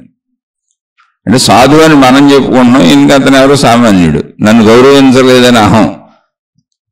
ఇప్పుడు ఆయన కూడా ఇన్ని గౌరవించాలి. వెళ్ళి పిలుచుకురండి అంటే వెళ్ళారు భటులు. అక్కడికి వెళ్ళారు. మా రాజుగారు చక్రవర్తి గారు అలెగ్జాండర్ గారు పిలుస్తున్నారని ఆయన గొప్పతనాలు చెప్పి రమ్మన్నారు. ఆడెవడో అసలు నాకు తెలియదు, ఆడితో నాకు పని ఏంటి అన్నాడు. అంటే నేను నా స్టైల్లో చెబుతున్నా, విన్న కథ ఇది. అలెగ్జాండర్ అనేవాడు ఎవడో అసలు నాకు తెలియదు, ఆడితో నాకేం పని లేదు, అసలు నాకు రావాల్సిన అవసరం లేదు, ఒకవేళ నాతో పని ఉంటే వాడిని అక్కడికి రమ్మనండి అన్నాడు. మొట్టమొదటిసారి ఆ మాటలు విన్నాడు అలెగ్జాండర్. తనని గౌరవించకపోవడం అనేది మొదటిసారి చూశాడు. అలాంటి ఒక మనిషిని చూశాడు. అంటే ప్రపంచంలో అందరూ తిరిగితే ఎలాంటి సాధువులు బోల్డ్ మంది కనపడతారు. వాడు వెళ్ళిన దారిలో మొదటిసారి తగిలాడు ఒక మనిషి. ఏంటన్నాడు. ఏంటంటే విషయం చెప్పారు భటులు. సరే అలెగ్జాండర్ వెళ్ళాడు, కత్తి తీసాడు, చంపేస్తానండి, నరికేస్తానండి, అయ్యా అన్నాడు, ఇయ్య అన్నాడు. అహంకారపు మాటలు మనం ఎన్ని చేష్టలు చేస్తాం, వాడు అంతకంటే ఎక్కువ చేశాడు. చక్రవర్తి కదా, ఆయన చిరునవ్వు నవ్వుతున్నాడు అంతే. ఒరే దారే పోయేవాడు పోక ఇక్కడ కూర్చున్నోడిని నన్ను పట్టుకొని నీ గుర్తింపుకి ఏదో చచ్చిపోతున్నావు, నన్ను చంపుతానంటున్నావు, అసలు నువ్వు నీ ఆహారాన్ని చంపుకోరా అని చెప్పాడు. నువ్వు చస్తే నీకు శాంతి వస్తుంది అన్నాడు. నువ్వంటే అక్కడ ఆయన అంది నేను చస్తే నీకు శాంతి వస్తుంది, అహంకారపు నేను చస్తే శాంతి వస్తుంది, ఆ శరీరపు నేను చస్తే నీకు శాంతి వస్తుంది, లేకపోతే ఇలా ప్రపంచాన్ని జయించాలని సాగుతూనే ఉంటాం. ఆడు అలెగ్జాండర్ అనేవాడికేమో చక్రవర్తి కీర్తికాంక్ష, మనకేమో డబ్బు పిచ్చి, కోరికలు పిచ్చి, విషయాలు పిచ్చి. ప్రతి మనిషిలోనూ ఒక అలెగ్జాండర్ ఏడుస్తాడు. కానీ సాగాలిగా ఆ సాగుదల ఎంతో అంతా ప్రయత్నిస్తూ ఉంటాడు అలెగ్జాండర్. అప్పుడు అలెగ్జాండర్కి కనువిపోయింది మొట్టమొదటిసారి. ఇదేంటి ఈయనేమి లేవు, చిరిగిపోయిన బట్టలు, ఊరి చివరి ఏదో చెట్టు కింద కూర్చున్నాడు, ఇక్కడ జనం ఉన్న ప్రదేశం కూడా కాదు, పెద్ద అడవిది, నీకు భయం లేదు, బాధ లేదు, దుఃఖం లేదు. ఆయన పరిస్థితులన్నీ చూశాడు. అప్పటి నుంచి అలెగ్జాండర్లో మార్పు వచ్చింది. ఆయన తన గురువుగా స్వీకరించాడు. ఆయన చెప్పిన బోధలు విన్నాడు. అవన్నీ వింటూ ఆధ్యాత్మికత నేర్చుకున్నాడు. ఇక యుద్ధాలు ఆపేశాడు. ఇప్పటి వరకు జరిగినటువంటి యుద్ధాలను చూసి ఎంతమందిని చంపాడో, ఆ రక్త తర్పణాలు అంటే ఆ రక్త ఏరులు ప్రవహింపజేసినవన్నీ గుర్తొచ్చినాయి. చాలా మదనపడ్డాడు, బాధపడ్డాడు. చిట్ట చివరి దశకే అలెగ్జాండర్ చనిపోయేటప్పుడు తన చుట్టూ ఉన్న వాళ్ళకి చెప్పాడు. ఏమని అంటే, నేను చనిపోయినాక నా శవాన్ని ఊరేగించండి, అందరికీ నా చేతులు కనపడాలి, నా 2 చేతులు పైకి పెట్టి నా అరిచేతులు చక్కగా మొత్తం చేతులన్నీ కనపడేలా, అలా అరిచేతులు కూడా వేళ్ళన్నీ తెరిచి ఉంచి కనపడేలా ఊరేగింపులు చేయండి, ఎంత కుదిరితే అంత చేయండి, ప్రజలందరూ చూడాలి నన్ను. అప్పుడు వాళ్ళకి చెప్పండి ఏమని అంటే, మొత్తం ప్రపంచాన్ని జయించాను అని విర్రవీగిపోయిన అలెగ్జాండరు ఒట్టి చేతులతో, మరణంతో, ఖాళీ చేతులతో వెళ్ళిపోయాడు. అన్ని ఇక్కడే వదిలిపెట్టి వెళ్ళిపోయాడు, ఏమీ పట్టుకెళ్ళలేదు. ఆఖరికి నేను అనుకున్న శరీరం కూడా ఇక్కడే ఇదిగో తగలడిపోతుంది, మీ ముందు భూస్థాపితం అయిపోద్ది. కాబట్టి ప్రజలకి సందేశాన్ని ఇవ్వండి అన్నాడు. ఎందుకంటే ఎంత మదం ఎక్కితే, ఎంత అహంకారం ఎక్కితే, ఎన్ని దెబ్బలు తగిలితే, ఎంత ఇదైతే అంత జ్ఞానం అర్థమవుద్ది. ఆధ్యాత్మికత నేర్పే జ్ఞానం అదే. ఒకవేళ మనం నేర్చుకోలేదు అనుకోండి, ఇప్పుడు మనం నేర్చుకోము. ఆధ్యాత్మికత నేర్చుకోవడం అంటే ఏంటి? ఏమీ లేదు, నన్ను నేను చూసుకోవడం, నన్ను నేను గమనించుకోవడం, నాలో ఉన్నటువంటి బుద్ధులు, గుణాలు, స్వభావం చూసుకోవడం, నేను చుట్టూ ఉన్న వాళ్ళతో ఎలా ఉంటున్నానో చూసుకోవడం, నా అవసరమైనటువంటి ప్రయత్నాల కోసం నేను మంచిగా ప్రయత్నిస్తున్నానా, చెడుగా ప్రయత్నిస్తున్నానో తెలుసుకోవడం, చుట్టూ ఉన్న వాళ్ళతో మంచిగా ఉంటున్నానా, చెడుగా ఉంటున్నానో చూసుకోవటం, చెడునంతా రూపుమాపుకోవటం, ఇది మనం ప్రయత్నించుకోవటం, మనం చూసుకోవటం అంటే ఇది. మంచిగా మాత్రమే బతకటం, మంచిగా మాత్రమే బతికేలా నిత్యం ప్రయత్నించుకుంటూ మనం సరి చేసుకుంటూ బతకడమే తపస్సు. అలా తప్పించాలి. నేను మంచిగా మాత్రమే బతకాలని. కాదు నేను నా ఇష్టం వచ్చినట్టు బతుకుతానని మనం అన్నాం అనుకోండి, బతకొచ్చు, స్వేచ్ఛ ఉందిగా అంటున్నారుగా, అందరూ బతుకుతున్నారుగా, ఎవరి ఇష్టం వచ్చినట్టు వాళ్ళు బతుకుతున్నారుగా, తప్పకుండా బతకొచ్చు. అసలు ఎవరు వద్దన్న సృష్టిలో నీకు ఎవరు ఏమి చెప్పరు. అసలు చెప్పడానికి అడ్డం ఎవరు ఉన్నారు ఇక్కడ? దొంగతనాలు చేసేవాళ్ళకి అడ్డం ఎవరున్నారు ఇక్కడ? మానభంగాలు చేసేవాళ్ళకి అడ్డం ఎవరున్నారు ఇక్కడ? అన్ని రకాల తప్పులు చేసేవాళ్ళకి అడ్డం ఎవరున్నారు ఇక్కడ? దొరికినప్పుడు మనం చట్టాలు, పోలీసులు, వ్యవస్థలు, కోర్టులు పెట్టుకున్నాం కాబట్టి దొరికితే దొంగ, దొరకపోతే దొరలే. ఎవరు స్వేచ్ఛరాళ్ళు ఏదైనా చేసుకోవచ్చు. రోజు నీ పక్కన ఒకళ్ళు నుంచొని ఇది వద్దు ఇది చెయ్యొద్దు అని నిన్ను అడ్డం పెట్టి ఆపట్లే ఎవరు. స్వేచ్ఛ ఉంది అందరికీ, సృష్టి స్వేచ్ఛ ఇచ్చేసింది. కానీ ఆ స్వేచ్ఛలో కర్మఫలం ఉంది. నీ చేత చెడుకి లోనైన వాళ్ళు, నీ చేత మోసగింపబడిన వాళ్ళు, ఇబ్బంది పడిన వాళ్ళు, బాధపడిన వాళ్ళు, కష్టపడిన వాళ్ళు, నువ్వు చెడు అని తెలుసుకున్న వాళ్ళు, అసలు నీ దగ్గరికి రానివ్వరు నిన్ను, నీ దగ్గరికి వాళ్ళు రారు. నీ చెడ్డ ఫలితాలకు తిరిగి నీకు చెడునే అందిస్తారు. అదే కర్మఫలం. అంతే తప్ప సృష్టిలో ఏదో నీ మీద పడిపోయేది ఏం లేదు, మహిమల మాయలు ఏం లేవు. ఇక్కడ నువ్వు చేసుకుందే నీ మీద పడిపోద్ది. అది మానవుల రూపంలోనే పడిపోద్ది. ఇంకో అద్భుతం ఏంటంటే అసలు నీ శరీర నిర్మాణంలోనే మొత్తం శరీర కదలికలన్నీ, మనం కదలాలన్నా, నడవాలన్నా, కూర్చోవాలన్నా, నవ్వాలన్నా, ఏడవాలన్నా, తినాలన్నా, తాగాలన్నా, ప్రతి మూమెంట్, మలమూత్ర విసర్జనలతో సహా ప్రతి మూమెంట్, కనురెప్పలు కొట్టాలన్నా మనలో కెమికల్ రియాక్షన్ జరగాలి. అంటే ఒక రసాయనిక చర్య జరగాలి, రసాయనాలు ఉత్పత్తి అవ్వాలి. మొత్తం మెదడు నుంచి సంకేతాలు రసాయనాల ద్వారా శరీరం అంతా వ్యాపిస్తాయి. అప్పుడే శరీరం ఆ పనిని చేయగలుగుతుంది. ఈ రసాయనోత్పత్తికి ఎలా ఉంది మన శరీర నిర్మాణం అంటే, ధర్మంగా మంచిగా ఉండే వాళ్ళకి మంచి రసాయనాలు ఉత్పత్తి అయ్యేలా, అధర్మంగా అన్యాయంగా చెడుగా ఉండే వాళ్ళకి చెడు రసాయనాలు ఉత్పత్తి అయ్యేలా అలా ఉంది మన శరీర నిర్మాణం. అంటే నీ శిక్షలు నీ శరీరంలోనే ఉన్నాయి. చెడు రసాయనాలు ఉత్పత్తి అవటం ఏంటంటే, ఎవరికి చెడు రసాయనాలు అయ్యి నీ శరీరంలో ఉత్పత్తి అయినాయి, నీకే చెడు రసాయనాలు. కాబట్టి నీకు ఆరోగ్యం పాడైపోద్ది, అనారోగ్యాలు వచ్చేస్తాయి, మానసిక బాధలు వచ్చేస్తాయి. నీ రసాయనోత్పత్తిని బట్టి, నీ హార్మోన్స్ని బట్టి నీ ఆలోచనలు ఉంటాయి. మొత్తం శరీర సమతుల్యత దెబ్బతింటుంది. మంచిగా బతికే వాళ్ళకి మంచి హార్మోన్స్ ఉత్పత్తి అవుతాయి, మంచి రసాయనాలు ఉత్పత్తి అవుతాయి, మంచి కెమికల్స్ ఉత్పత్తి అవుతాయి, మంచి థాట్స్ వస్తాయి, మంచి పనులు చేస్తారు, మంచిగా ఉంటారు. వాటి వల్ల నీకు తృప్తి అనే భావం కలుగుతుంది. ఆ రసాయనోత్పత్తికి మన సైంటిస్టులు అనేక పేర్లు కూడా పెట్టారు, చెడ్డవేంటి మంచివేంటి అని. సరే, ఆ పేర్లు చాలా ఉన్నాయి, మనం ప్రస్తావించుకోవట్లే. కానీ రసాయనోత్పత్తి, మన శరీరం అంతా కెమికల్ ఫ్యాక్టరీ. ఏదైనా మన భావజాలం అంతా రసాయనోత్పత్తి. ఒక భయం, బాధ, దుఃఖం, కష్టం, ఆనందం, నవ్వు, చిరునవ్వు, పెద్ద నవ్వు, ఇవన్నీ కూడా రసాయనోత్పత్తి. రసాయనోత్పత్తి జరిగితేనే మనం చేయగలుగుతాం. ఆ కదలికలన్నీ కెమికల్స్, భావోద్వేగాలన్నీ కెమికల్స్ మీద ఆధారపడి ఉంటాయి. మూడ్ స్వింగ్స్ అంటారు. అలా మూడ్ స్వింగ్స్ని అరికట్టి మార్చేటువంటి అనేక రకాలైనటువంటి ట్యాబ్లెట్లు ఇప్పుడు సైకలాజికల్ ప్రాబ్లమ్స్ ఉన్న వాళ్ళకి సైకియాట్రిస్టులు డాక్టర్లుగా, మానసిక వ్యాధిగ్రస్తులకి మానసికమైన డాక్టర్లు వచ్చారు. అవన్నీ కెమికల్స్. మళ్ళీ ఎందుకని కెమికల్ ట్యాబ్లెట్లు ఇస్తే మీకు హాయిగా ఉంటుంది, హాయిగా నిద్రపోతున్నారు ఈ మానసిక బాధలు ఉన్నోళ్ళు అంటే, నీలో ఆ రసాయనోత్పత్తి జరగట్లేదు, ఆ రసాయనాన్ని ట్యాబ్లెట్ రూపంలో ఇస్తున్నారు అంతే. కాబట్టి ఎవరి శరీరాన్ని వాళ్లే నాశనం చేసుకుంటున్నారు, అవే వ్యాధులు, బాధలు. ఎవరి మనసును వాళ్లే నాశనం చేసుకుంటున్నారు, అవే వ్యాధులు, బాధలు. స్ట్రెస్, ఒత్తిడి, అవన్నీ అవే. అందుకని మంచిగా మాత్రమే జీవించాలి. కాదని ఇష్టం వచ్చినట్టు జీవిస్తే అవి అనుభవిస్తావు. ప్రతి ఊర్లోనూ 100,000 హాస్పిటల్స్ ఉన్నాయి. ప్రతి హాస్పిటల్ నిండిపోయి ఉంటుంది అంతే. మీరు వెళ్ళండి, టౌన్కి వెళ్ళండి, ఎన్ని హాస్పిటల్స్ ఉన్నాయో. ఇప్పుడు ప్రపంచంలోనే హయ్యెస్ట్ అద్భుతమైనటువంటి ధన సంబంధాలకు సంబంధించిన వ్యాపారం హాస్పిటల్స్, మెడిసిన్స్, మందులు. దాని తర్వాత ఏదైనా ఆహార పదార్థాల కంటే ఎక్కువ మందులు మింగేస్తున్నారు. ఎన్ని షాపులు ఉన్నాయో చూడండి, మందుల షాపులు. ఎన్ని మెడిసిన్స్ తయారవుతున్నాయో చూడండి, ఎన్ని రకాలు, లక్షల కోట్ల రకాలు. మళ్ళీ ఒకటి కాదు, హోమియోపతి, ఆయుర్వేదం, యునాని, మళ్ళీ న్యాచురోపతి, మళ్ళీ ఇంగ్లీష్ వైద్యం, మళ్ళీ ఇంకా కొత్తగా ఎక్కడెక్కడ ఆ మూల ఏ మూల బోల్డ్ పేర్లు వినపడతా ఉంటాయి. నాటు వైద్యాలని, ఆ వైద్యాలు, ఈ వైద్యాలని. కారణం మన శరీరాన్ని మనం నాశనం చేసుకోవడం. అందుకని మంచిగా మాత్రమే బతకాలి. మంచిగా బతకడానికే. ఆ మంచిగా మాత్రమే నువ్వు బ్రతకాలి, బ్రతికితేనే నీ బ్రతుకు బాగుంటుంది అని చెప్పే ఆధ్యాత్మికత అసత్యం కాదు, నీ జీవన సత్యం. నీకు తెలియట్లేదు అంతే. నీ లోపల జరిగే కెమికల్ రియాక్షన్ కూడా నువ్వు గమనించలేని స్థితిలో ఉన్నావు. అందుకని ముందు నువ్వు తెలుసుకో. అది నువ్వు డాక్టర్లను అడిగినా, సైంటిస్టులను అడిగినా, నీ శరీర శాస్త్ర నిర్మాణం నువ్వు చదువులో ఒకవేళ చదువుకున్నా నీకే తెలిసిపోద్ది. లేదా ఇప్పుడు తెలుసుకో నా శరీర పనితీరు ఏంటని. అదేంటి భౌతికంగా ఆధ్యాత్మికంగా కాదు, భౌతిక నా శరీర పనితీరు ఏంటంటే మొత్తం రసాయనిక చర్యలే. మన ఒక కర్మాగారం, రసాయన కర్మాగారం.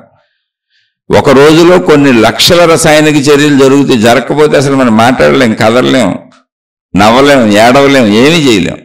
అన్ని రసాయనిక చర్యలే. ఈ ఏలు కదపాలన్నా రసాయనిక చర్య, రెప్ప కొట్టాలన్నా రసాయనిక చర్య. కెమికల్ ఫ్యాక్టరీ మనం, అది గుర్తుంచుకోండి. అందుకని ఎవరిని వాళ్లే నాశనం చేసుకుంటున్నారు, ఎవరిని వాళ్లే బాగు చేసుకుంటున్నారు. ఈ సత్యం తెలిసిన మహాత్ములు చెప్పారు, ధర్మో రక్షతే రక్షితః. ధర్మము అంటే నువ్వు ఉండవలసిన తీరులో కరెక్ట్గా ఉండటం. నువ్వు ఉన్న ప్లేస్లో ఎక్కడ ఉన్నావో, ఏ కుటుంబంలో ఉన్నావో, ఏ ప్రదేశంలో ఉన్నావో, ఏ ఊళ్ళో పుట్టావో, ఏ కుటుంబంలో పుట్టావో, ఎక్కడ ఉన్నావో, నీ ధర్మాలు అక్కడ ఉన్న దేశకాల పరిస్థితులకు అనుగుణంగా ఉన్నటువంటి ధర్మ నిర్వహణ, కర్తవ్య నిర్వహణ కరెక్ట్గా చేయటం. లేకపోతే ధర్మం తప్పినప్పుడు నీ శరీరం కూడా ధర్మం తప్పి అధర్మంగా ప్రవర్తిస్తుంది ఎవరితో, నీతో. అదే నీకు వచ్చే మానసిక శారీరక బాధలు. అందుకని ఇవన్నీ గుర్తుంచుకొని జాగ్రత్తగా ఆధ్యాత్మికతను తెలుసుకోకపోతే, అంటే ఇప్పుడు అడిగిన ప్రశ్న ఏంటి, మీరు చెబుతుంది ఏంటి అనుకోబాకండి. ఇవన్నీ లేకపోతే ప్రశ్న దాకా మీరు వెళ్ళలేరు. అది కదా ప్రాబ్లం ఇక్కడ. నువ్వు ధర్మంగా ఉండి మంచిగా ఉంటే ఏం జరుగుతుంది, ప్రతి శీర్షికలో చెబుతున్నాను. నువ్వు ధర్మంగా మంచిగా ఉంటే నీకు అన్ని మంచి కెమికల్స్ రిలీజ్ అవుతాయి. మంచి కెమికల్స్ రిలీజ్ అవుతాం వలన ఉన్నదాంతో తృప్తిగా అనిపిస్తుంది, హాయిగా అనిపిస్తుంది, సంతోషంగా అనిపిస్తుంది. ఆ ఉన్న జీవిత భాగస్వామి, ఆ ఉన్న తల్లిదండ్రులు, ఆ ఉన్నటువంటి భార్యా పిల్లలు, ఆ ఉన్న వసతులు, వనరులు, ఆ ఉన్న ప్రదేశం అన్నీ కూడా చక్కగా అనిపిస్తుంది. దీనికి కారణం, అనిపించడానికి కారణం నా లోపల రిలీజ్ అవుతున్నటువంటి కెమికల్స్, రసాయనములు. ఓ సంతోషంగా తృప్తిగా ఉంటాను ఎప్పుడు. అంటే మంచిగా ఉంటే మాత్రమే ఈ రిలీజ్ అవుతాయి. మంచిగా ఉంటేనే తృప్తి కలుగుద్ది, చెడ్డగా ఉంటే తృప్తి కలగదు. అదే ప్రాబ్లం. కానీ మనకి తృప్తి లేక చెడు వైపు ప్రయాణిస్తూ ఉంటాం. నాకు ఇంకా డబ్బు సరిపోలేదు, కోరికలు సరిపోలేదు, నాకు ఏం తీరటలేదు, ప్రపంచం బోల్డ్ ఉంది, బోల్డ్ అనుభవించేస్తున్నారు అందరూ, అనుభవించేవన్నీ నాకు కావాలి, ఇంకా పొరుగు ఇంకా పొరుగు. అంటే నీలో కెమికల్ బ్యాలెన్సింగ్ తప్పించుకుంటున్నావు నువ్వు కోరికలతో. కోరికలే దుఃఖములకు మూలము అని బుద్ధ భగవానుడు చెప్పింది సైంటిఫిక్ రీజనింగ్.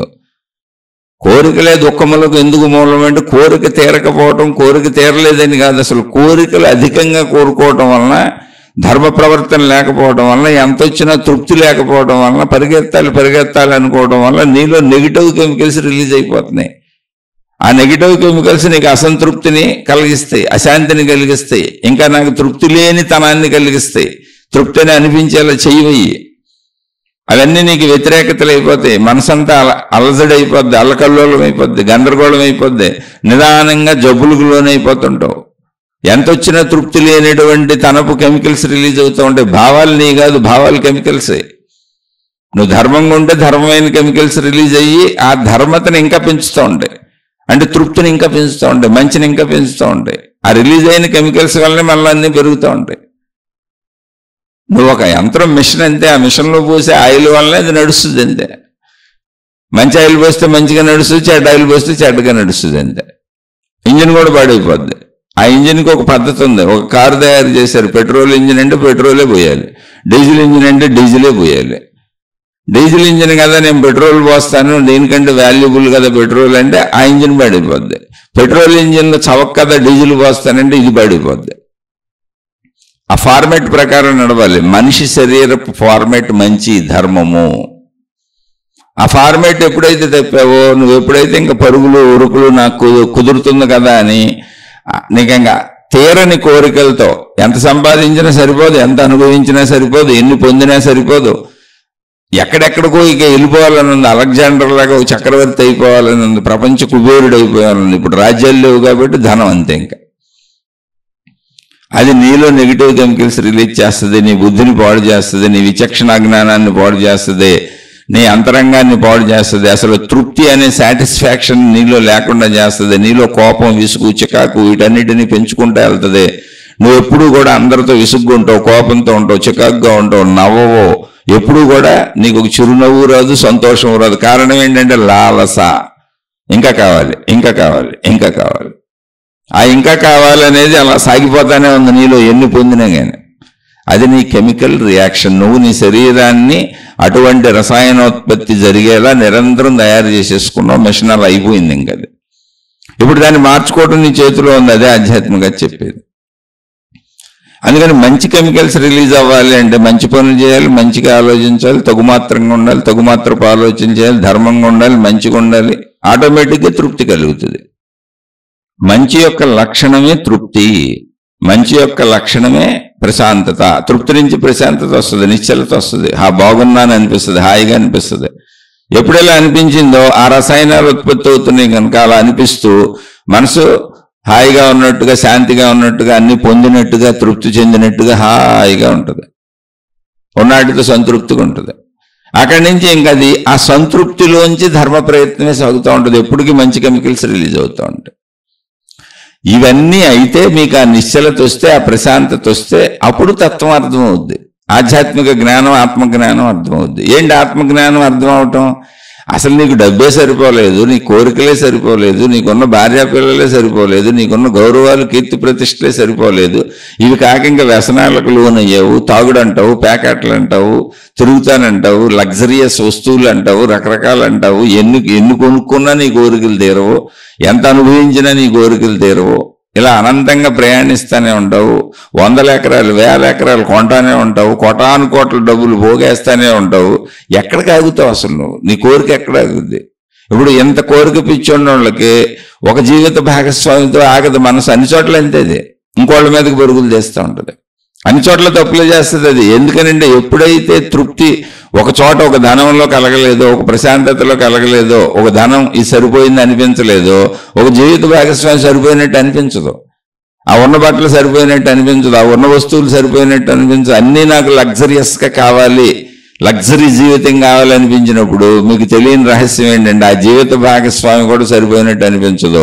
ఆ శారీరక సుఖం కూడా లగ్జరియస్గా కావాలనిపిస్తుంది, అనేకంగా కావాలనిపిస్తుంది, ఇంకా వెరైటీగా కావాలనిపిస్తుంది. అలా మొత్తం నీ జీవితాన్ని సర్వనాశనం చేసుకుంటావు, కుటుంబాన్ని బాగు చేసేసుకుంటావు. ఈ ఒక చోట ఆగని మనసు మిగిలిన చోట్ల ఆగుద్దా? మిగిలిన కోరికలు ఆగుద్దా? ఎవరికాళ్ళు మీరే చెక్ చేసుకోండి మీ మనసు ఎలా ప్రయాణిస్తుందో. ఈ శారీరక కోరికలని మనం బయటకు చెప్పం, అంతే, లోపల దాచుకుంటాం. మామూలు మాటలలాగా మాట్లాడడం. టీవీ కొనుక్కుంటున్నాను, లేకపోతే ఏదో కొత్త పెన్ను కొనుక్కుంటున్నాను, కొత్త బట్టలు కొనుక్కుంటున్నాను, కొత్త ల్యాప్టాప్ కొనుక్కుంటున్నాను, కొత్త సెల్ ఫోన్ కొనుక్కుంటున్నాను, కొత్త కారు కొనుక్కుంటున్నాను, కొత్త విమానం కొనుక్కుంటున్నాను, కొత్త జట్ట కొనుక్కుంటున్నాను అని చెప్పుకుంటే ప్రెస్టీజియస్గా ఫీల్ అవుతాం. కొత్త షూస్ కొనుక్కుంటున్నాను, బ్రాండెడ్ కొనుక్కుంటున్నాను, ఎవరి స్థాయిలో వాళ్ళు. కానీ కొత్త మొగుడు కోసం చూస్తున్నాను, మనసులో ఊహలు అయ్యే ఉన్నాయి. కొత్త పెళ్ళాం కోసం ఎదుగుతున్నాను, మనసులో ఊహలు అయ్యే ఉన్నాయి అనేది చెప్పంగా బయటికి.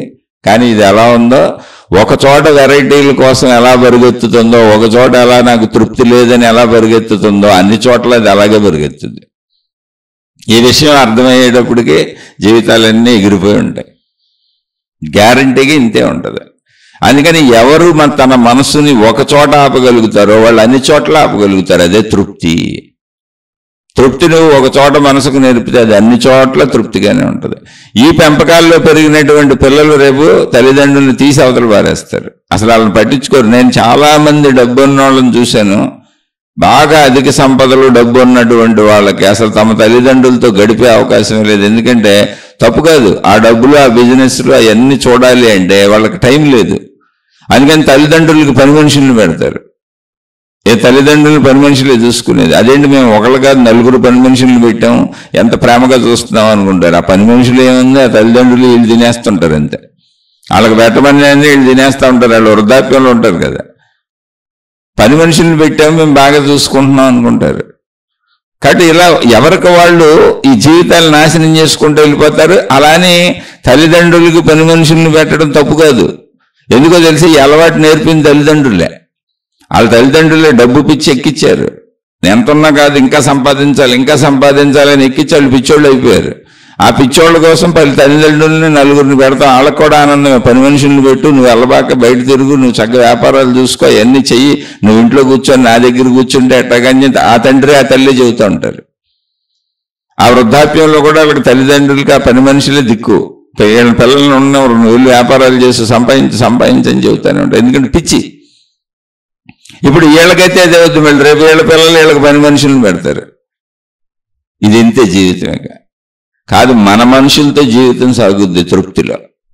మన పిల్లలు ఉంటారు, మన కుటుంబ సభ్యులు ఉంటారు, మనం అందరం కలిసిమెలిసి ఉంటాం. వృద్ధాప్యంలో ఆ పిల్లలు చూసుకుంటూ ఉంటారు. తగుమాత్రపు జీవితం ఎప్పుడు ఆనందంగా ఉంటుంది.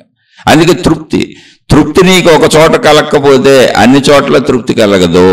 అటువంటి వాళ్ళే జీవిత భాగస్వాములతో అనేక రకాల తప్పులకి చేస్తూ జీవిత భాగస్వాములకి తప్పించుకొని తిరుగుతూ ఉంటారు. అప్పుడప్పుడు దొరికిపోతూ ఉంటారు. వాళ్ళు ఎవరైనా సరే, స్త్రీలైనా పురుషులైనా. శారీరక తప్పులు చేసేవాళ్ళు అందరూ కూడా ఆర్థికమైనటువంటి డబ్బు విషయాలలో తృప్తి లేని వాళ్ళు, కోరికల విషయాల్లో తృప్తి లేని వాళ్ళు. వీళ్ళకి ఎక్కడైనా మనసాగదు. ఒక చోట ఆగిన మనసు మళ్ళీ చెబుతున్న అన్ని చోట్ల ఆగుద్ది, ఒక చోట ఆగని మనసు అన్ని చోట్ల ఆగదు. ఒకటే సూత్రం అది, దాని లక్షణం అంతే. కానీ అది ఈ శారీరక కోరికలది బయటికి చెప్పుకోరు, ముందే చెబుతున్నా. అందుకని అసలు ముందు నీ పెళ్ళం నీతో చక్కగా ఉందని నువ్వు అనుకుంటున్నావు, కానీ మనసులో నువ్వు ఉండి సావో. నీ మొగుడు నీతో చక్కగా ఉన్నాడని నువ్వు అనుకుంటున్నావు, కానీ మనసులో నువ్వు ఉండి సావో. ఇలాంటి జీవితం కూడా మనకు అవసరమేనా? ఎన్ని సంపాదించి ఎంత చేసి పరుగులు పెట్టి నా పెళ్ళామే ఎవరినో ఊహించుకుంటుందో, నా మొగుడే ఎవరినో ఊహించుకుంటుందో నాకు తెలియదు అంతే. వాళ్ళు ఏం చేస్తున్నారో కూడా బయట నాకు తెలియదు. తెలిసేటి చేయరుగా, దొరకరుగా. అప్పుడు ఆలోచించేవాడిని, కుటుంబాలు ఏమైపోయినాయి, రేపు పొద్దున్న నా పిల్లలే నాకు పని మనుషులను పెట్టి వెళ్ళిపోతారు. ఇది తప్పు అని నేను చెప్పట్లేదు వ్యవస్థ. కానీ ఇందులో తప్పే ఉంది, నీకు సుఖం ఉండదు, శాంతి ఉండదు. ఎందుకని ఒక చోట ఆగని మనసు ఎక్కడ ఆగదు. ఇదంతా నువ్వు కుదుర్చుకోకపోతే నీకు ఆధ్యాత్మికంగా ఎలా అర్థమవుతుంది? ఇప్పుడు నాలోనే పుట్టి సృష్టి నాలోనే లయించి అంత నాలోనే జరుగుతుంది అన్నది నీకు అర్థం అవ్వాలి అంటే ముందు అసలు నువ్వు ఈ శరీర భావంలో ధర్మంగా మంచిగా ఉండి విశ్రాంతిని పొందితే కదా అది అర్థమయ్యేది. అది చెప్పేయండి నాకు అన్నారు అనుకోండి, చెప్పేవాళ్ళే ఉంది, ఊరికనే చెప్పేస్తారు, బోళ్ళు గ్రంథాల్లో నేను చదివేసుకోవచ్చు. కాదు కదా, ముందు నువ్వు తృప్తిని పొందాలి. ఇప్పుడు ఆ స్థితిని పొందిన మహాత్ములు, చెప్పిన మహాత్ములు అందరూ మీరు చూడండి, ఎవరో కూడా డబ్బు పిచ్చితో ప్రపంచం మీద పడలేదు. అలా అని తినలేదా తాగలేదంటే చక్కగా తిన్నారు, చక్కగా తాగారు, చక్కగా కుటుంబ జీవితాలు పెళ్లిళ్ళు చేసుకున్నారు, చక్కగా సంసారాలు చేశారు, చక్కగా పిల్లల్ని కన్నారు, చక్కగా తపస్సులు చేశారు. వాళ్ళని ఋషులు, మునులు, యోగులు, తపస్సంపన్నులు, మహాత్ములు, గురువులు అని పిలిచాం. మనం ఎవరైనా మీరు గమనిస్తే మనకి గోత్రాలు ఉంటాయి, ఫలానా ఋషి సంతతి మనం అని. తర్వాత కాలంలో మతాలు ఏర్పడటం వల్ల ఆ మతాల వాళ్ళు గోత్రాలు నరికేశారు. మేము ఈ పరంపరలు వెళ్ళట్లేదు, మేము కొత్త మతం ఏర్పరచుకున్నామని. కానీ ఆది నుంచి మానవ జాతి ఋషి సంతతి, ముని సంతతే. అందరూ ముందు కనుక్కున్నారు, మతాలు తర్వాత మధ్యలో ఏర్పడినాయి. వాళ్ళు ఇవన్నీ నరికేసుకుపోయారు. ఇప్పుడు కూడా ఆ విధానాల్లో సాగేటువంటి వాళ్ళు ఏదైనా మందిరాలకు వెళ్ళినప్పుడు అర్చనలు పూజలు చేసుకుంటున్నప్పుడు మీ గోత్రం ఏంటి అని అడిగినప్పుడు గోత్రం పేరు చెబుతారు. ఆ గోత్రం పేరు ఒక మహర్షి పేరు, ఒక ఋషి పేరు. అది ఆ ఋషి సంతతి వాళ్ళం మేము అని. తర్వాత మతాలు తర్వాత కాలగమనంలో ఎవరికి వాళ్ళు మనుషులు చీలిపోయి కొత్త మతాలు పెట్టుకున్నారు. వీళ్ళ సిద్ధాంతాలు మేము పాటించాం కాబట్టి మా గోత్రాలు, పాడులు, అయ్యలు, వీళ్ళు మేము ఎక్కడి నుంచి ఇదిగో మేము పెట్టుకున్న దేవుడు మా మతం మా గొడవ అని అవి పెట్టుకున్నారు, అంతే, ఏం లేదు. కానీ మానవ జాతి మొదటి నుంచి ఋషి సంతతి, ముని సంతతి. ఎందుకంటే ముందున్న మనుషులు వాళ్లే కదా, అందరూ వాళ్ళు కాదు. అందులో ఈ ఆధ్యాత్మికతలో ప్రయాణించి తనను తాను తెలుసుకున్న వాళ్ళు. మిగిలిన వాళ్ళంతా మళ్ళీ రాక్షసులు, మామూలు మోకలు అందరూ ఉన్నారు అక్కడ. ఆ కనుక్కున్న వాళ్ళు చెప్పారు. వాళ్ళు ఎలా కనుక్కున్నారు? ముందు తృప్తి చెందారు, వివాహం చేసుకున్నారు, జీవిత భాగస్వామితో తృప్తి చెందారు, వాళ్ళకు పుట్టిన పిల్లలతో తృప్తి చెందారు, వాళ్ళకు ఉన్నటువంటి వనరులు వసతులతో తృప్తి చెందారు, ఉన్న వాటితో మనసును శాంతపరిచారు, చక్కగా ఉన్నవి దొరికినవి తిన్నారు, వాటి కోసం తగుమాత్ర ప్రయత్నాలు చేసుకున్నారు. ఆ తర్వాత జీవిత కాలాన్ని మిగిల్చేసుకున్నారు. మిగిల్చుకొని దాన్ని తపస్సుకు ఉపయోగించారు. తపస్సు అంటే నేనెవరో, నేను ఎక్కడి నుంచి వచ్చాను, నేను ఎందుకు బతుకుతున్నాను, నేను చనిపోవటం ఏంటి, నేను ఉండటం ఏంటి, ఇప్పుడు ఉన్నప్పుడు నా శరీర పనితీరేంటి, ఆ మనసు పనితీరేంటి, ఆ బుద్ధి పనితీరేంటి, ఇవన్నీ అసలు ఎలా పనిచేస్తున్నాయి, నా శరీర ఫంక్షనింగ్ ఏంటి, నాకు వచ్చే అనారోగ్యాలు ఏంటి, ఆరోగ్యం ఏంటి, ఎందుకు నాకు అనారోగ్యాలు వస్తున్నాయి, నాకు ఎందుకు మానసిక సమస్యలు వస్తున్నాయి, మొత్తం అన్నిటినీ తమలో తాము కూర్చొని అన్వేషించి కనుక్కున్నారు. ఎందుకంటే నాలోనే జరిగేది అది. అలా కనుక్కున్న వాళ్ళకి అర్థమైంది, అయ్యా మేము తృప్తిగా ధర్మంగా మంచిగా ఉండి సమయం మిగిల్చుకొని ఆ సమయంలో నన్ను నేను అన్వేషించుకుంటూ నా లోపలికి వెళ్తే, నా శరీర భావాన్ని వదలగలిగితే, నా శరీరంతో నేను ప్రపంచం నుంచి గ్రహించిన విషయాల సమూహమైన మనోభావాన్ని వదలగలిగితే అక్కడి నుంచి నేను ప్రాణశక్తిలోకి వెళుతున్నాను. నేను ప్రాణశక్తి స్వరూపము, నా మనసు ప్రాణశక్తిలోనే ఉన్నది. అంటే ప్రాణశక్తిలో నా మనసు ఉన్నది, నా మనసులో నా శరీరం ఉంది. ఇప్పుడు నేను అనే భావన అనంత విశ్వశక్తిగా, ప్రాణశక్తి అనంత ఆత్మశక్తి అనేటువంటి ఎరుక వాళ్ళకు కలిగింది. ముందు మీరు ఈ దుర్మార్గాలు వదలకుండా, ఈ చెడ్డ పనులు వదలకుండా ఈ విషయాలు తెలుసుకున్నా కూడా బుర్రకు ఎక్కదుగా అసలు. అది అనుభవ స్థితి. అందుకని మొదటి నుంచి చెబుతాను, ఆధ్యాత్మిక చదువు అంటే నేను ముందు తృప్తిగా ఉండటం, సంతృప్తిగా ఉండటం. ఆ సంతృప్తిని కొలత మీ దగ్గర ఉంది. అండి మీకేంటి మీరు చెబుతారు మేము సంతృప్తి ఎలా పొందామండి, దీంతో సంతృప్తి అయిపోద్దా అండి, రేపు మా అబ్బాయికి పెళ్లి చేయొద్దండి, మా అమ్మాయికి పెళ్లి చేయొద్దండి, మేము జీవితకాలం బతుకుతామండి, మా ఆవిడని చూసుకోవద్దండి, మా ఆయన్ని చూసుకోవద్దండి, మా తల్లిదండ్రులను చూసుకోవద్దండి, మా బంధుమిత్రులను చూసుకోవద్దండి, మరి వీళ్ళందరికీ డబ్బు కావద్దండి, సంతృప్తిగా ఉండమని నేనెందుకు? మీ ఇష్టం, అది ఆలోచించుకోండి, మీరు చక్కగా ప్రయత్నించుకోండి, డబ్బు వెనక పరుగులు పెట్టండి, అధికారాల వెనక పరుగులు పెట్టండి, హోదాల వెనక పరుగులు పెట్టండి, తప్పులు చేయండి, అన్యాయాలు చేయండి, అక్రమాలు చేయండి, దుర్మార్గాలు చేయండి, వాటి ఫలితాలు అనుభవించండి. ఎవరిని ఆపేవాళ్ళు లేరు, అసలు ఇక్కడ అడ్డం పెట్టి చెప్పేవాళ్ళే లేరు.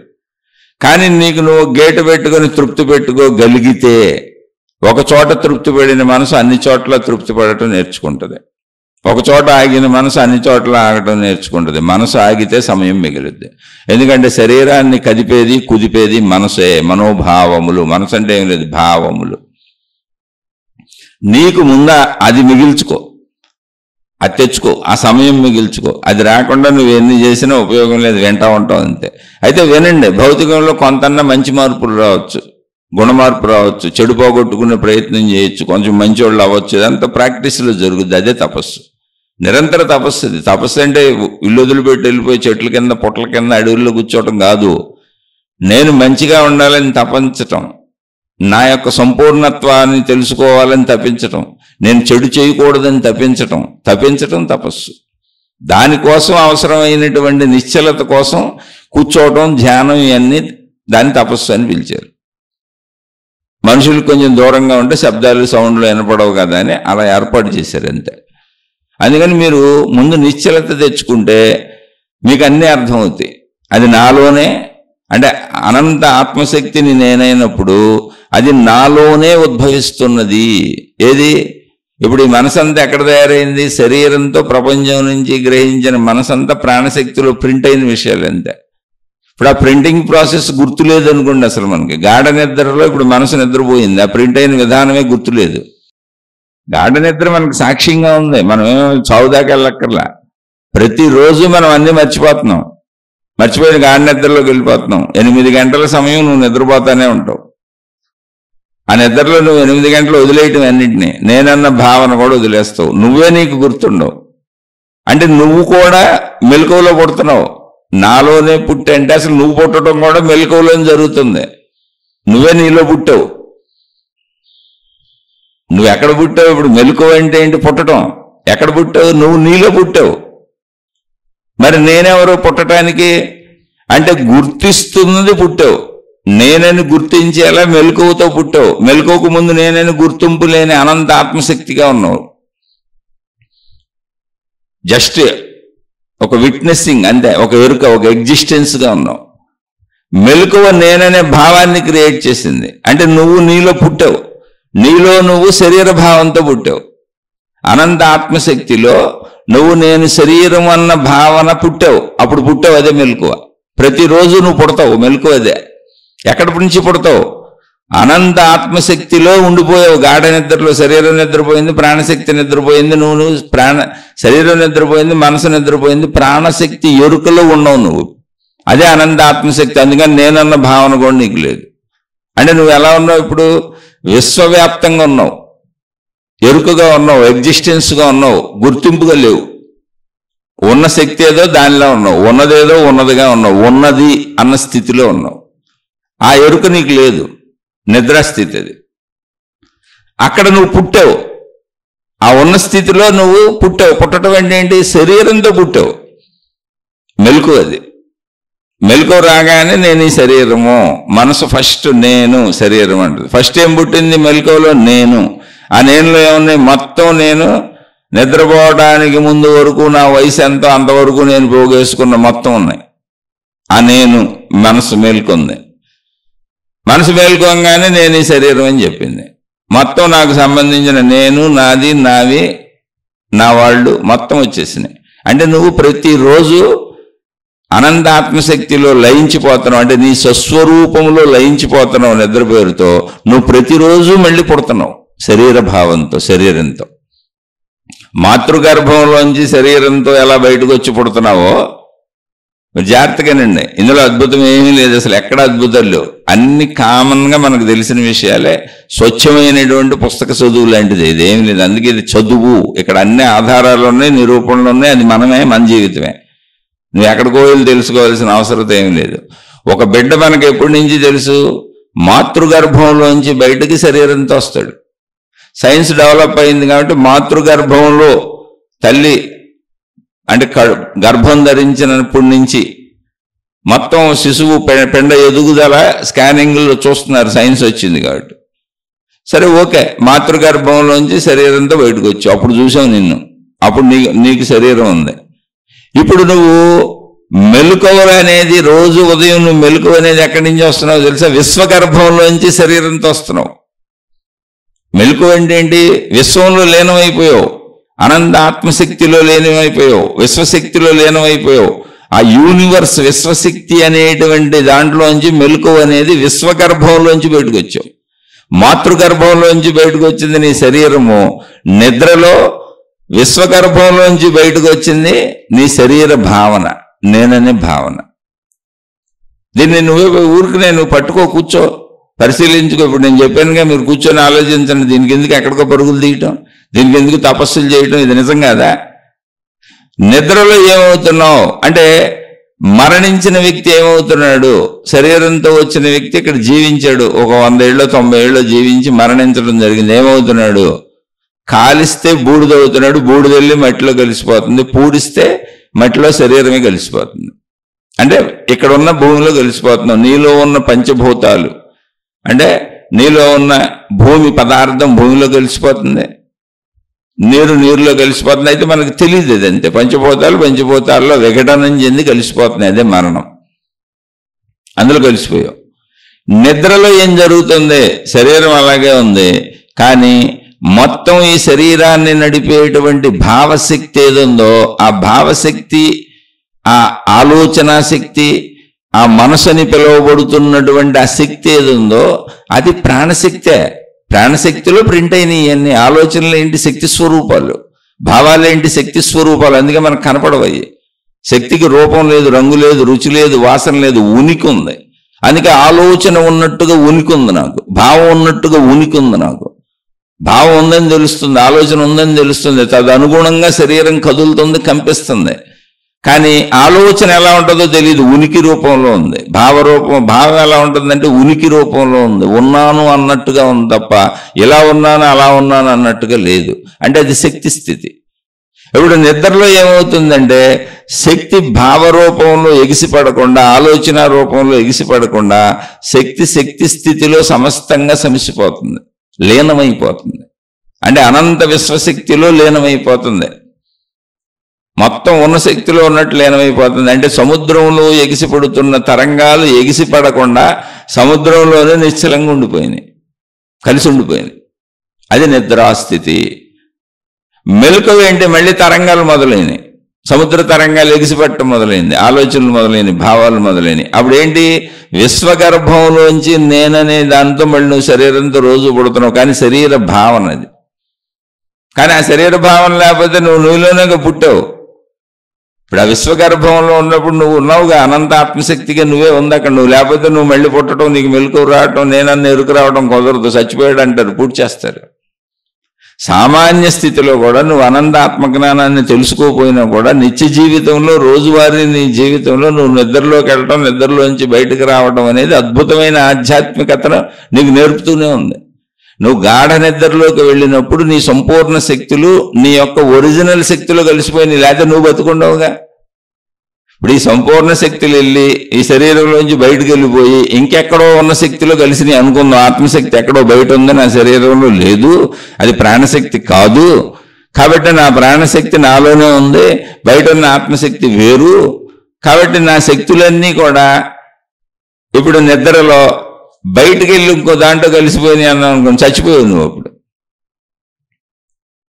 నీ ప్రాణశక్తి అనంత ఆత్మశక్తి కనుక ఆ ప్రాణశక్తి అనంత ఆత్మశక్తి అవటం వలన దానికి నేనన్న ఎరుకలేదు. అది విశ్వవ్యాప్తం కనుక ఒకదాన్ని పర్టికులర్గా నేను అనుకోలేకపోతుంది. అది దాని సహజ స్థితి. అది ఎందుకని అనంతం ఏకత్వ భావన దానికి తెలుసు. అయితే మనం శరీర భావనలో నేనని ఆల్రెడీ అనేసుకుంటున్నాం. అది మన మనోభావన. అలా అనుకుంటానికి కారణం మనం వాడుకుంటున్న ప్రాణశక్తే. సముద్ర తరంగాల్లాగా ఈ ప్రాణశక్తిని వాడుకుంటున్నాం పరిమితంగా, లిమిటెడ్గా ఈ శరీరానికి ఆపాదించుకుని. ఇప్పుడు నిద్రలో ఏమైంది? ఈ మొత్తం వెళ్ళి ప్రాణశక్తిలో లీనమైపోయింది. అంటే అనంత ఆత్మశక్తిలో లీనమైపోయింది. అంటే బయట ఉన్న నాలో ఉన్న, బయట అనంత ఆత్మశక్తిగా నాలో ప్రాణశక్తిగా పిలువబడుతూ భావించుకుంటూ భ్రమ చెందుతున్న మనిషి భ్రమ చెందుతున్నది ఏదున్నదో అందులో లీనమైపోయింది, ఆ ఏకత్వ భావనలో. అందుకే నేనన్న ఎరుక్కోండి నీకు లేదు. ఇప్పుడు లీనమవటం అంటే ఏంటి? లయము. అందుకే లయకారకుడు శివుడు. అంటే తనలో కలిపేసుకుంటాడు. లయమయ్యావు అంతే. నువ్వు సముద్ర కెరటం ముందుకు వచ్చి వెనక్కి మళ్ళీ సముద్రంలో కలిసిపోయింది. లయమవటం అంటే ఏంటి? కలిసిపోవటం. ఇప్పుడు ఆ లయత్వ స్థితి నుంచి నీకు మెలకు వచ్చింది. అంటే విశ్వగర్భం నుంచి, యూనివర్సల్ ఎనర్జీ నుంచి నీకు మెలకు వచ్చింది. మెలకు అంటే మళ్ళీ శరీర రూపంతో పుట్టావు. మాతృగర్భం నుంచి ఎలా అయితే పదార్థ రూపంతో పుట్టావో, మాతృశక్తిని ఉపయోగించుకొని అప్పుడు దాకా మాతృశక్తితో బతికి శరీరం ధరించి ఎలా అయితే మాతృగర్భంలోంచి బయటకు వచ్చి బిడ్డగా రూపం ధరించి పుట్టావో, అలా విశ్వగర్భంలోంచి మెలకు వస్తుంది నీకు. విశ్వశక్తిలోంచి మెలకు వస్తుంది నీకు.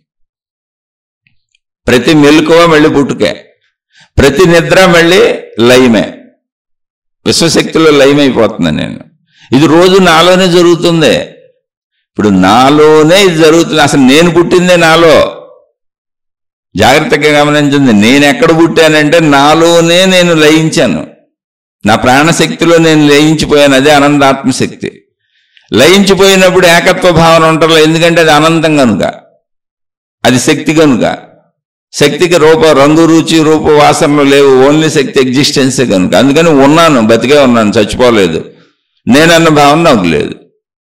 మెలకు వచ్చింది. మెలకు అంటే ఏంటి? విశ్వగర్భంలోంచి మళ్ళీ పుట్టాను. యూనివర్సల్ ఎనర్జీలోంచి నేను శరీరం అన్న భావనతో మళ్ళీ పుట్టాను. అలా ప్రతిరోజు మనం పుడతానే ఉన్నాం, ప్రతిరోజు లయిస్తానే ఉన్నాం. నిద్రలో లయిస్తున్నాం, మెలకువలో పుడుతున్నాం. నిద్రలో లయించినప్పుడు అనంత ఆత్మశక్తిగా మారిపోతున్నాను. దాన్ని నాకు తెలియదు కనుక నిద్ర అని పేరు పెట్టుకున్నాను. మళ్ళీ మెలకు వచ్చినప్పుడు విశ్వగర్భంలోంచి పుడుతున్నాను. అసలు నేనే నాలో పుడుతున్నాను. ఇప్పుడు నాలో పుట్టినాక నాకు మెలకు వచ్చినప్పుడు ఏమైంది? నేను నాలో పుట్టాను. నేను అనేది పుట్టింది. ఈ శరీరం నేను, ఈ ఇల్లు నాది, ఈ మనుషులు నా వాళ్ళు, ఈ వస్తువులు నాయి, ఈ సంపదలు నాయి. పాత మెమరీ అంతా వచ్చేసింది. పాత మెమరీ అంతా వచ్చినాక మొత్తం ప్రపంచం అంతా మళ్ళీ మెమరీలో గుర్తొచ్చేసింది, సృష్టి గుర్తొచ్చేసింది. నేను ఈ భూమి మీద ఉన్నాను, మొత్తం ఈ భూమి, నా వృత్తి, వ్యాపార, ఉద్యోగాలు, మొత్తం ప్రపంచం. ఇప్పుడు ప్రపంచం ఎందులో పుట్టింది? నాలో పుట్టింది, నా నేనులో పుట్టింది. విశ్వగర్భంలోంచి ముందు నేను పుట్టాను. అంటే మీరు ఏ ఆధ్యాత్మిక సాధన చేయకుండా రోజు జరుగుతున్న సహజ విషయం చెప్పాను, అదే చెబుతున్నాను. ఆధ్యాత్మిక సాధన చేసి అనంతాత్మశక్తి వరకు మీరు పొందక్కర్ల, మామూలుగా సత్యమదే. ఆ సత్యాన్ని నిజం చేసుకోవటమే సాధన, అంతేం లేదు. తపస్సు అదే. ఆ సత్యం నిజమనే స్థితికి మనం చేరుకోవాలి.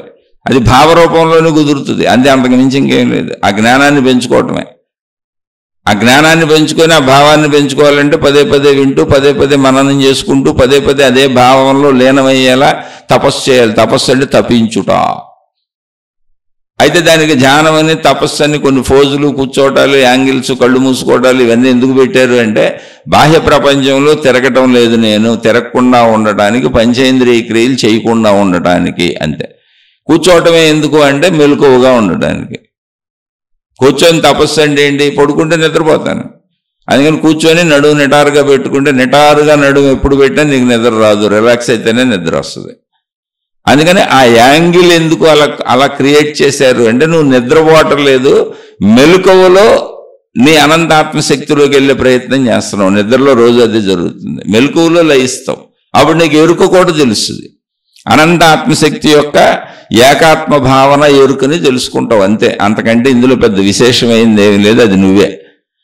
అయితే ప్రశ్నలో నాలోనే పుట్టి, నాలోనే లయించి, నాలోనే పెరిగి అన్నదాన్ని వివరించండి అన్నప్పుడు అసలు నువ్వు అనంత ఆత్మశక్తిని ఇప్పుడు నువ్వు కనుక్కోక్కర్లా, ఉన్నది అదేగా. నిద్రలో నేను నా ప్రాణశక్తిలో లయించిపోతాను. అంటే శరీరాన్ని మంచం మీద పడేసాను, ముందు శరీరం నిద్రపోయింది, తర్వాత మనసు కాసేపు తిరిగింది, అదే స్వప్నలోకం అన్నాను, కలలుగా అన్నాను, తర్వాత మనసు కూడా నిద్రపోయింది. ఇప్పుడు నేను ఎక్కడున్నాను? నేను చచ్చిపోలేదుగా, కానీ నేను నాకు తెలియదు, నేనన్న తలంపు లేదు. అంటే మనసు ప్రాణశక్తిలో ప్రింట్ అవుతుంది, శరీరాన్ని మనసుని నిలిపి ఉంచి మనిషి బతుకున్నాడు అని చెబుతుంది ప్రాణశక్తి. అంటే ఇప్పుడు నేను ప్రాణశక్తిలో ఉన్నాను. మరి నేను నా ప్రాణశక్తిలో ఉన్నప్పుడు నా ప్రాణశక్తి ఎరుక నాకు ఉండాలిగా. ప్రాణశక్తి నాకు ఎందుకు తెలియట్లా, నాకు ఎందుకు ఎరుకలేదు, కానీ ప్రాణశక్తి లేకపోతే చచ్చిపోయాడు అంటున్నారు, చచ్చిపోయింది అంటున్నారు, కాల్చిపూడి చేస్తున్నారుగా. అంటే ప్రాణశక్తి నువ్వు భావించుకున్న శబ్దస్పర్శ రూపరస గంధముల వలె ప్రపంచ పదార్థముల వలె లేదు. దాని పేరే శక్తి. అయితే నాది అనుకుంటున్నాను గనక నా ప్రాణశక్తి అని మాట్లాడాల్సి వచ్చింది. కానీ ఒరిజినల్గా అది ఏకశక్తి, విశ్వవ్యాపక శక్తి, విశ్వశక్తి. దానికి ఆత్మశక్తి అని పేరు పెట్టారు. ఆత్మ అని పిలిచారు, బ్రహ్మము అని పిలిచారు. అది ఏకశక్తి, ఏకంగానే ఉంది. అది ఏకంగానే ఉంది కనుక నాకు సపరేట్ భావన రావట్లా నిద్రలో. నేను సపరేట్ మనిషిని నాకు అనిపించట్లే. చెట్టుని పుట్టని చావని గుట్టని సముద్రాలు నదులు ఏం గుర్తురాట్లే. ఏకత్వ భావన. ఆ ఏకత్వ భావన ఎలా ఉందంటే ఆకాశం వలె ఉంది, అందులో ఏం లేవు, శక్తులు ఏమి లేవు, సర్వవ్యాపక ఏకత్వ భావన. అందుకని నిద్రలో నేననే నా ఎంటిటీ కూడా పోయింది, మెమరీ కూడా పోయింది. అంటే ఇప్పుడు నేను ఎక్కడ కలిశాను? విశ్వశక్తిలో కలిసిపోయాను, విశ్వశక్తిలో లీనమైపోయాను. మళ్ళీ నాకు మెలకు వస్తుంది. మెలకు రాగానే ఏమవుతుంది? మీరు చూడండి, కళ్ళు తెరవక ముందే నేనన్న భావన లోపల వస్తుంది. అంటే మనసు మేల్కొంది. మనసు మేల్కుంటేనే నేను. అంటే మీరు విశ్వగర్భంలోంచి నేనుగా పుట్టారు. ప్రతిరోజు మీరు పుడుతున్నారు. ఆ నేనుగా ఎప్పుడైతే మెలకువతో పుట్టారో ఇక శరీరం వచ్చేసింది, ఆ నేనుకు సంబంధించిన అన్నీ వచ్చేసినాయి, ప్రపంచం వచ్చేసింది, మొత్తం ప్రపంచం వచ్చేసింది. అంటే ఇప్పుడు ఆ నేనులోనేగా ప్రపంచం అంతా వచ్చింది, ప్రాపంచిక విషయాలన్నీ వచ్చింది. అసలు ప్రపంచాన్ని గుర్తిస్తుంది ఆ మెలకువలో నేనేగా. అంటే విశ్వగర్భంలోంచి పుట్టిన నేనులో మొత్తం ఈ ప్రపంచం ఉద్భవించింది. మళ్ళీ మొత్తం ఈ ప్రపంచం ఉందనిపించింది. మళ్ళీ ఆ ప్రపంచంలోనే కదలికలు, జననాలు, మరణాలు అన్నింటినీ గుర్తిస్తున్నాను. నావి గుర్తిస్తున్నాను, బయట వాళ్ళకి గుర్తిస్తున్నాను, మొత్తం ప్రపంచంలో సమస్తాన్ని గుర్తిస్తున్నాను నాతో సహా. శరీర భావనలో సాగిపోతున్నాను. మళ్ళీ నిద్రలో నా శరీర భావన వెళ్ళి మనోభావనలో లయమైపోతుంది. శరీరం నిద్రపోయిందంటే శరీర భావన లేదు, మనోభావనలోకి వెళ్ళిపోయి సంపూర్ణంగా లయమైపోయింది. ఇప్పుడు మనోభావన కాసేపు తిరిగి స్వప్నలోకంలోకి వెళ్ళి కాసేపు తిరిగి అది వెళ్ళి ప్రాణశక్తిలో లయమైపోయింది. ప్రాణశక్తి అనంతాత్మశక్తి, అంటే విశ్వశక్తిలో ఉన్న శక్తిలో లయమైపోయాను. అదే ఆకాశం. అంటే నేను ఆకాశంలో లయమైపోయాను. ఆకాశంలో ఏముంది? ఏం లేదుగా, శక్తిగా గుర్తించడానికి లేదుగా, పదార్థం ఉంటేనే గుర్తిస్తాను. మొత్తం విశ్వవ్యాపక అనంత ఆత్మశక్తిలో లయమైపోయింది. మళ్ళీ అందులోంచి మెలకువ వచ్చింది. మెలకువ ఏమొచ్చింది? ఇప్పుడు విశ్వగర్భంలోంచి పుట్టాను. నేను జన్మ తీసుకుంది మాతృగర్భంలోంచి, కానీ ప్రతిరోజు నిద్రపోయి నిద్రలోంచి విశ్వగర్భంలోంచే పుడుతున్నాను. రోజు విశ్వంలో లీనమవుతున్నాను, విశ్వగర్భంలోంచి పుడుతున్నాను. విశ్వంలో లీనమవటం నిద్ర, విశ్వగర్భంలోంచి పుట్టడం మెలకువ. ఈ ప్రాసెస్ నాలోనే జరుగుతుంది. కాబట్టి నాలో జరిగే నా ప్రాసెస్ని, ఆ విశ్వగర్భాన్ని, ఆ విశ్వశక్తిని తెలుసుకోవడం నాకు పెద్ద ప్రాబ్లం ఉంది. నేనేగా రోజు అందులో కలుస్తుంది. ఆ విశ్వశక్తి నేనేగా. అంటే నాలోంచి, అసలు నా పుట్టుకే నాలోంచి జరుగుతుంది. నా పుట్టుక నాలోంచి జరిగి అది నేను అన్న భావాన్ని కలిగి, నా మనసు నా శరీరం అన్న భావంతో మళ్ళీ నా నేనులో, నా పరిమిత శరీర నేనులో, నా మనోనేనులో మొత్తం ప్రపంచం పుడుతుంది. అంటే దీన్ని అంతా గుర్తిస్తున్నాను. నేను గుర్తించబోతే ఈ ప్రపంచమే లేదు. కాబట్టి సృష్టి అంతా నాలోనే పుట్టి, నాలోనే పెరిగి, నాలోనే లయిస్తుంది. అది ఒక రోజులో జరుగుతుంది. మెలకువలో ఏమైంది? ఇప్పుడు నేనని మళ్ళీ ఈ సృష్టి నాలో పుట్టేసింది. నేను కూడా పుట్టాను ముందు. మెలకువలో ముందు నేను పుట్టాను, నేనులో సృష్టి పుట్టింది. మొత్తం ప్రపంచాన్ని గుర్తిస్తుంది నా నేను. అందుకని నా నేనులో సృష్టి పుట్టింది. ముందు నేను పుట్టాను, తర్వాత నా సృష్టి పుట్టేసింది. ఎందులో? నేనులో. ఈ సృష్టిలో మొత్తం రాత్రి వరకు తిరిగాను, ఇష్టారాజ్యంగా తిరిగాను. మళ్ళీ రాత్రికి వచ్చి నేను అనే శరీర భావాన్ని మనోభావనలో కలిపేసుకున్నాను. నిద్రదే ఆటోమేటిక్గా సృష్టి చేసింది, వెళ్ళి కలిసిపోయింది. అంటే నేను శరీరం అన్న భావన వెళ్ళి నేను మనస్సు అనే భావనలో కలిసిపోయింది. నేను మనస్సు అనేది తిరిగింది అక్కడ స్వప్నలోకం. తర్వాత అది వెళ్ళి ప్రాణశక్తిలో కలిసిపోయింది, అక్కడ నేను అంతరించిపోయింది, నేను లేదు, మళ్ళీ అసలు నేనే లేదు అక్కడ. ఎందుకనంటే అనంత ఆత్మశక్తిలో నేను అనడానికి ఏమీ లేదు అక్కడ. ఏమన్నా ఉంటే ఒక పరిమితి ఉంటే నేను ఉంటుంది, దానికి ద్వంద్వత్వం ఉంటే నేను ఉంటుంది, నాకంటే ఎదురుగా ఇంకొక వ్యక్తి ఉంటే నేనేం చేయటానికి ఉంటుంది, ఇంకో పదార్థం ఉంటే నేనేం చేయటానికి ఉంటుంది, ఓ చెట్టో పుట్టో గొట్టో ఉంటే నేనేం చెబుతానికి ఉంటుంది. అనంత సర్వవ్యాపక ఆకాశములో నేనని ఎలా చెబుతావు, ఏం చెబుతావు? అది శక్తి. నేను ఆకాశ స్థితిలోకి వెళ్ళిపోయాను, యూనివర్సల్ స్టేట్లోకి వెళ్ళిపోయాను, యూనివర్స్ స్టేట్లోకి వెళ్ళిపోయాను, యూనివర్స్ ఎనర్జీలో మింగిల్ అయిపోయాను, అదే నేను. కానీ అదే అక్కడ నేనంటానికి ఏం లేదు. ఉన్నది ఒకటే అయినప్పుడు నేననే భాష పుట్టదు, జస్ట్ ఉన్నది అంతే. ఆకాశము ఉన్నది. ఇప్పుడు నేను ఎలా ఉన్నాను అంటే మనిషిగా మాట్లాడుకుంటున్నప్పుడు నేను ఎలా ఉన్నాను నిద్రలో, ఆకాశం వల్లే ఉన్నాను. అది చెప్పుకోవటానికి నేను చెబుతున్నాను మీకు కాబట్టి మీరు వేరు నేను వేరు కాబట్టి మన ఇద్దరికి వేరు భావన ఉంది కాబట్టి మనం భాషతో మాట్లాడుకుంటున్నాం కాబట్టి నేను ఎలా ఉన్నాను అన్నప్పుడు ఆకాశం వల్లే ఉన్నాను అని భావించుకోవాలి. కానీ నాకు ఆకాశం వల్లే ఉన్నానని ఎందుకు చెప్పుకుంటాను? ఆకాశానికి నేను ఆకాశం వల్లే ఉన్నానని చెప్పుకోవద్దు, దానికంటే భిన్నమైంది ఇంకోటి లేదు కనుక. మీరు శరీరంతో అయినా మీతో మీరేం చెప్పుకుంటారు? అయితే అద్దంలో చూసుకున్న ఆ రూపం ఎలా ఉందంటారు. ఎందుకని? మీకు వేరు రూపాలు ఉన్నాయి కనుక, వేరు పదార్థాలు ఉన్నాయి కనుక, వేరు మనుషులు ఉన్నారు కనుక. కానీ ఆకాశము తనతో తాను చెప్పుకోవడానికి లేదు, ఉన్నదంతా అదే అయినప్పుడు అది ఒకటే ఉంది అక్కడ. అదే ఏకత్వ భావన. ఆ ఏకత్వ భావనే నేను. ఆ నేనులోంచి శరీర భావన నేను పుట్టింది, మెలకువా. అసలు నేనే నాలో పుట్టాను. నేను పుట్టినాక నాలో మళ్ళీ ప్రపంచం పుట్టింది. ఏంటి? ఈ శరీరం నాది, ఈ మనసు, ఈ ఇల్లు, ఈ వస్తువులు, మొత్తం ఈ ప్రపంచం, దీన్ని గుర్తించడం, ఇదంతా నాలో పుట్టింది. దాన్ని పట్టుకు తిరిగాను అంటే అది నాలో పెరిగింది. నేను పుట్టాను, నేను నాలో పుట్టాను, నా నేనులో ఇవన్నీ పుట్టినాయి. మళ్ళీ ఇవన్నీ పట్టుకొని నేను తిరిగాను. మళ్ళీ నిద్రలోకి వెళ్ళి నేను నా అసలైనటువంటి ఆకాశ నేనులో లయించిపోయాను. నాలోనే పుట్టి నాలోనే పెరిగి నాలోనే లయిస్తున్నాను నేను. ప్రతిరోజు జరుగుతున్నటువంటి నిద్రా మెలకువ స్థితి ఇదే. దీనికి మీరు ఆత్మస్వరూపాన్ని పొందేయక్కర్లేదా? అసలు మీలో రోజు జరుగుతుంది. మీకు దమ్ముంటే ఇప్పుడు దీన్ని పట్టుకోమన్నారు మహాత్ములు. అంతే, మహాత్ములు చెప్పిందంటే నీకు దమ్ముంటే దీన్ని పట్టుకునే ప్రయత్నం చేయమన్నారు.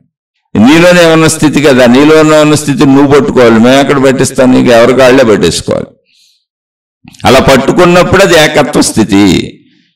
కాబట్టి గుర్తుపెట్టుకోండి, నేను నిద్రలో నాలో సంపూర్ణంగా లయించిపోతున్నాను. నాలో సంపూర్ణంగా లయించిపోయిన ఆ స్థితి ఆకాశ స్థితి. దానికి ఆత్మ అని పేరు పెట్టారు, దాన్ని మోక్షము అన్నారు. అది నాకు మెలకువలో తెలిస్తే మోక్షము, నాకు తెలియకపోతే నిద్ర. నాకు తెలియని స్థితి నిద్ర. నేను నాలోనే పుడుతున్నాను, అదే మెలకువ. నా విశ్వగర్భంలోంచి నేను శరీరంతో పుట్టాను అంటే నేను నాలోనే పుట్టాను.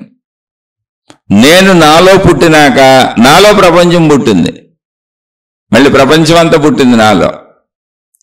అదే మనసు. దాంతో కలిసి తిరిగాను. అదేగా అన్నిటినీ గుర్తించేది. దాంతో కలిసి తిరిగాను. రాత్రి వరకు దాంతోనే కలిసి తిరిగాను. తిరిగి మళ్ళీ నేను నా నేనులోకి లయించిపోతున్నాను. ఇది రోజు జరుగుతున్న ప్రక్రియ. ఈ ప్రక్రియని ఎరుకలోకి తెచ్చుకోగలిగితే, ఆ గాఢ నిద్రా స్థితిని ఎరుకలోకి తెచ్చుకోగలిగితే, ఎక్కడికి వెళ్ళి నువ్వు ఆకాశ స్థితిలో, యూనివర్సల్ ఎనర్జీలో, అనంత ఆత్మశక్తిలో, నువ్వే అయిన నీ శక్తిలో కలుస్తున్నావో, నేను అనే భావన కూడా లేని ఏకత్వ స్థితిలో కలుస్తున్నావో, దాన్ని మెలకువలో కలవగలిగితే, మెలకువలో తెలుసుకోగలిగితే, ఆల్రెడీ కలుస్తున్నావు నువ్వు, రోజు అదే అయి ఉన్నావు నువ్వు, ఇప్పుడు కూడా అదే అయి ఉన్నావు. దాన్ని నువ్వు మెలకువలో గుర్తించగలిగితే, తెలుసుకోగలిగితే, దాని పేరు మోక్షము, ఆత్మసాక్షాత్కారం. అదేం అద్భుతం అస్సలు కాదు. కాబట్టి అసలు నేను పుట్టడమే నాలో పుట్టడం జరుగుతుంది. నేను పుట్టినాక ఇవన్నీ నాలో పుడుతున్నాయి, ప్రపంచం అంతా నాలో పుడుతుంది. ఆ ప్రపంచం అంతా నాలోనే పెరుగుతుంది, అదే నా మనసు. దాంతో తిరుగుతున్నాను, పెంచుకుంటూ తిరుగుతున్నాను. తర్వాత మళ్ళీ అదంతా నాలో లయించిపోతుంది, అదే నా నిద్ర స్థితి. మోక్షంలో కూడా ఇంతే జరుగుద్ది, ఎందుకంటే ఏమీ లేదు ఆల్రెడీ. అందుకే సృష్టి మనకి మన నిద్ర మెలకు అనేటువంటి జీవిత పరిస్థితులు అలా పెట్టే. నిద్రకే మెలకువకి మధ్యలో మనం జీవించే జీవితమే మనదే. నిద్రకే మెలకువకి మధ్యలో ఉన్న నిద్ర మనది కాదు. అసలు అనంత ఆత్మశక్తిలో లయించిపోతున్నాం. మనమేమి అది మన జీవితం కాదు, మనకు తెలియని కూడా తెలియదు అసలు. నిద్ర మెలకువ మధ్యలో ఉన్నటువంటి జీవితమే మనది. అది మనకి ఎరుకలో తెలుస్తుంది. అది శరీర ఎరుక, అది మనో ఎరుక. కాబట్టి మళ్ళీ చెబుతున్నా, అసలు నాలోనే నేను పుట్టాను విశ్వగర్భంలోంచి. నేను పుట్టినాక మళ్ళీ ఈ ప్రపంచం అంతా, సృష్టి అంతా నాలో పుట్టింది. ఆ నాలో పుట్టిన సృష్టిని మనసు అనే పేరుతో పట్టుకొని శరీరంతో తిరుగుతూ నాలోనే దాన్ని పెంచాను. నాలోనే పుట్టి నాలోనే పెరిగి నాలోనే లయిస్తుంది. మళ్ళీ నేను నిద్రలో లయించిపోతున్నాను. నేను నాలోనే లయిస్తున్న స్థితి ఇది రోజు సహజంగా ఉంది.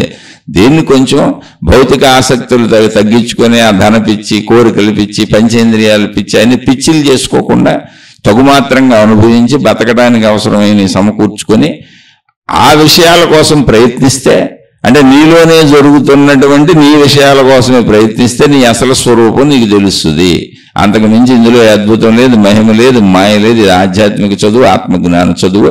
ఏమైనా సందేహం ఉంటే మళ్ళీ అడగండి, తప్పకుండా మాట్లాడుకుందాం. అర్థమవుతున్న వాళ్ళు, ఈ మార్గాన్ని అనుసరిస్తున్న వాళ్ళు, తెలుసుకుంటున్న వాళ్ళు, ఏమైనా సందేహం ఉంటే అడిగే ప్రయత్నం చేయండి. ఇక్కడ ఏదో జనాలను పెంచేసుకోవాలని, కీర్తి ప్రతిష్టలు పెంచేసుకోవాలని, ఏదో చెప్పేయాలనే ప్రయత్నంతో అస్సలు జరగట్లేదు. అసలు జనంతోనే పని లేదు. ఒక్కళ్ళు సరిగ్గా నేర్చుకున్న చాలు, దాన్ని ఒక్కళ్ళు సరిగ్గా తెలుసుకున్న చాలు. ఎందుకంటే నేను దాన్ని సరిగ్గా తెలుసుకునే ప్రయత్నం చేస్తున్నాను. ఆ ప్రయత్నాన్ని మీతో పంచుకుంటున్నాను. నేనేం పొందేలేదు, నేను సామాన్యుడినే. మీకు ఏదైనా ఇందులో మంచి ఉందని అర్థమైతే తీసుకొని ఆచరించుకోండి. అది ఒక్కళ్ళైనా చాలు. అడిగితే చెబుతానే ఉంటాను. ఎందుకంటే ఇది అర్థం అవడం అద్భుతం. ఇది అర్థమైపోతే ఇంకా అర్థం అవ్వాల్సిందే లేదు ప్రపంచంలో. డబ్బే ఉంది, ఊరుకుని వస్తుంది పోతుంది ఉంటుంది. వస్తువులు వస్తాయి పోతాయి ఉంటాయి. మనుషులు వస్తారు పోతారు ఉంటారు. అసలు ఎప్పుడు ఎవడు వస్తాడో తెలియదు, ఎవడు ఉంటాడో తెలియదు. మన ఇంట్లో వాళ్ళు అయినా సరే మనం అసలు ఎప్పుడు పోతామో ఉంటామో తెలియదు. దీనికి అసలు నిర్ధారణే లేదు. ఇక్కడ దేనికి నిర్ధారణ లేదు. అసలు నీ డబ్బు నీ దగ్గర ఉంటుందని నిర్ధారణ లేదు. ఊరికనే అనిపిస్తూ ఉంటుంది, భ్రాంతిది. అలాంటి డబ్బు పారేయమని ఎవ్వరికి చెప్పట్లే నేను. ధనం మూలం యదం జగత్. ఈ మాట చెప్పింది మహాత్ములే, నేను కాదు. ధనం మూలం యదం జగత్ అనేటువంటి మాటని శాస్త్రాలే చెబుతున్నాయి, మహాత్ములే చెప్పారు, జ్ఞానులే చెప్పారు. ఈ జగత్తులో నువ్వు బ్రతకడానికి ధనం అవసరం. బ్రతకడానికి మూలమైంది అది. కానీ ఎందుకు బతుకుతున్నామో తెలుసుకోవడానికి మూలమైంది జ్ఞానం. జ్ఞానం మూలం ప్లస్ జ్ఞానం అనంతం. జ్ఞాన ప్రయాణం ఇది.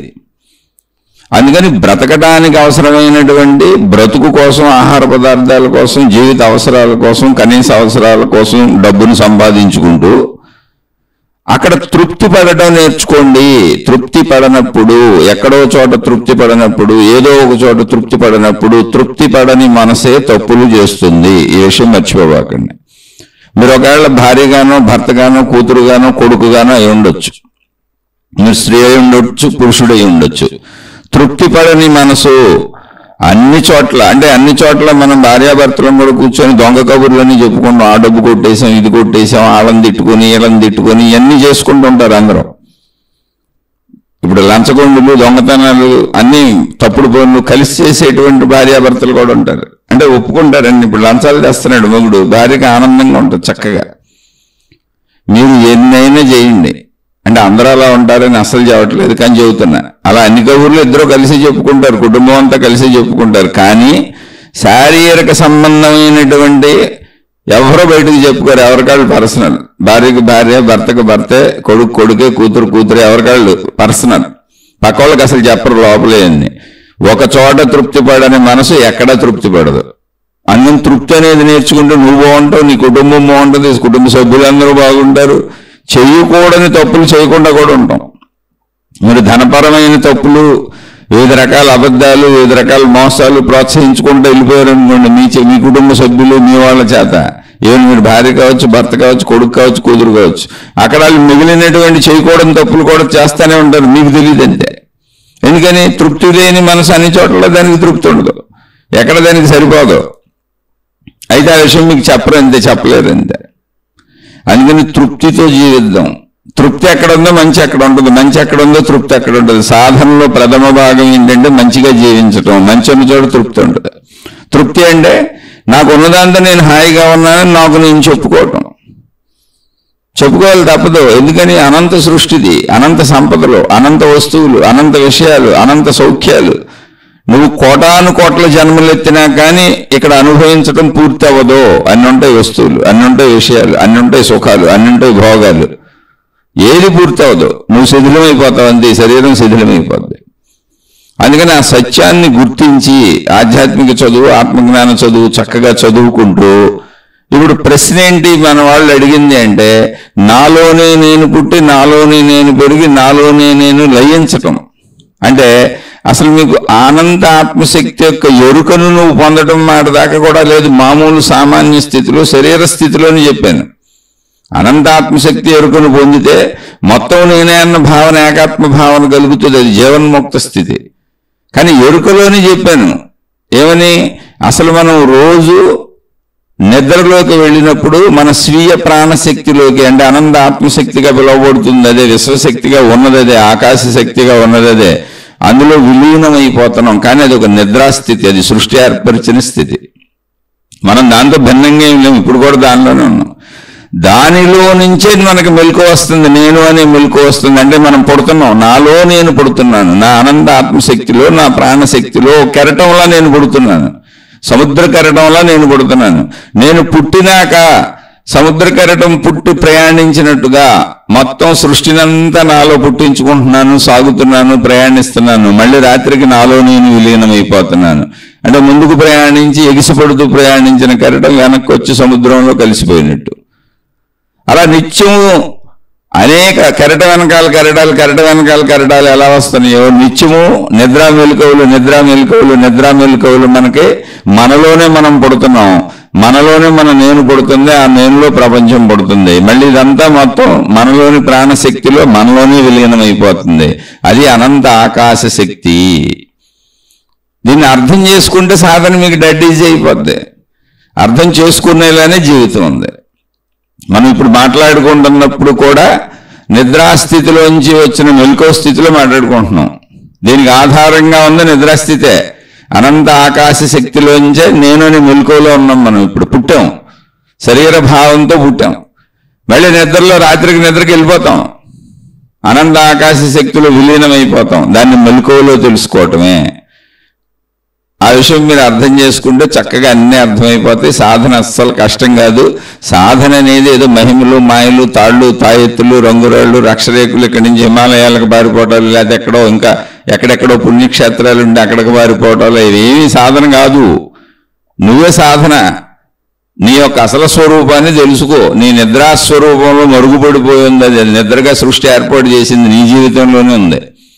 ఆ నీ అసలు తత్వాన్ని కూడా తెలుసుకో. నీ మెలకువ తత్వంతో పాటు, శరీరం నేనన్న భావంతో పాటు, మనస్సు నేనన్న భావంతో పాటు, ఈ పరిమితిలో మెలకువతో పాటు అపరిమితము అనంతత్వాన్ని కూడా మెలకువలో తెలుసుకో. అది నువ్వు నిద్రలో ఏ స్థితిని పొందుతున్నావో దాన్ని మెలకువలో తెలుసుకో. అది నువ్వే, అది ఇప్పుడు కూడా ఉంది నీకు. కానీ నన్ను మెలకువలో తెలుసుకోవటం లేదు. మెలకువలో తెలుసుకుంటే అది స్వయం అనుభవం అవుతుంది. నిద్రలో నీకు అనుభవ రాహిత్య స్థితిగా ఉంది. ఎందుకంటే నిద్ర కాబట్టి, అది ఎరుక లేదు కాబట్టి నీకు. అంతే, ఇంతకు మించి ఇక్కడ సాధన ఏమి లేదు. ఎవరే సాధనలు చెప్పినా మిగిలిన అభూత కల్పనలు, మహిమలు, మాయలు, విషయాలు, ఇదంతా కూడా కల్పనాత్మకత, సృజనాత్మకత, మానసలోకం. మనుషుల్లో ఉన్న విభిన్న మనస్తత్వాల, విభిన్న చేష్టల యొక్క చర్యలేవి. ఇక మీరు అన్నీ ఎలా అర్థం చేసుకుంటారో అర్థం చేసుకోండి. అడిగిన ప్రశ్నకి సమాధానం ఇది. ఇది ప్రతి ఒక్కరికి పనికొచ్చేది. చక్కగా ఆలోచించుకోండి. ఆలోచించుకుని మీకు అర్థమైతే మీ జీవితంలో మీరే దీన్ని పరిశీలించుకోండి. అదే సాధన అవుతుంది. మీ పరిశీలన సాధన. ఈ చెప్పబడిన విషయం నిజమా కాదా అని మీలో మీరు కూర్చొని చూసుకోండి. ఇదంతా కరెక్టా కాదా అని రోజు మీలో మీరు కూర్చొని చూసుకోండి. కాసేపు కూర్చోండి ప్రశాంతంగా.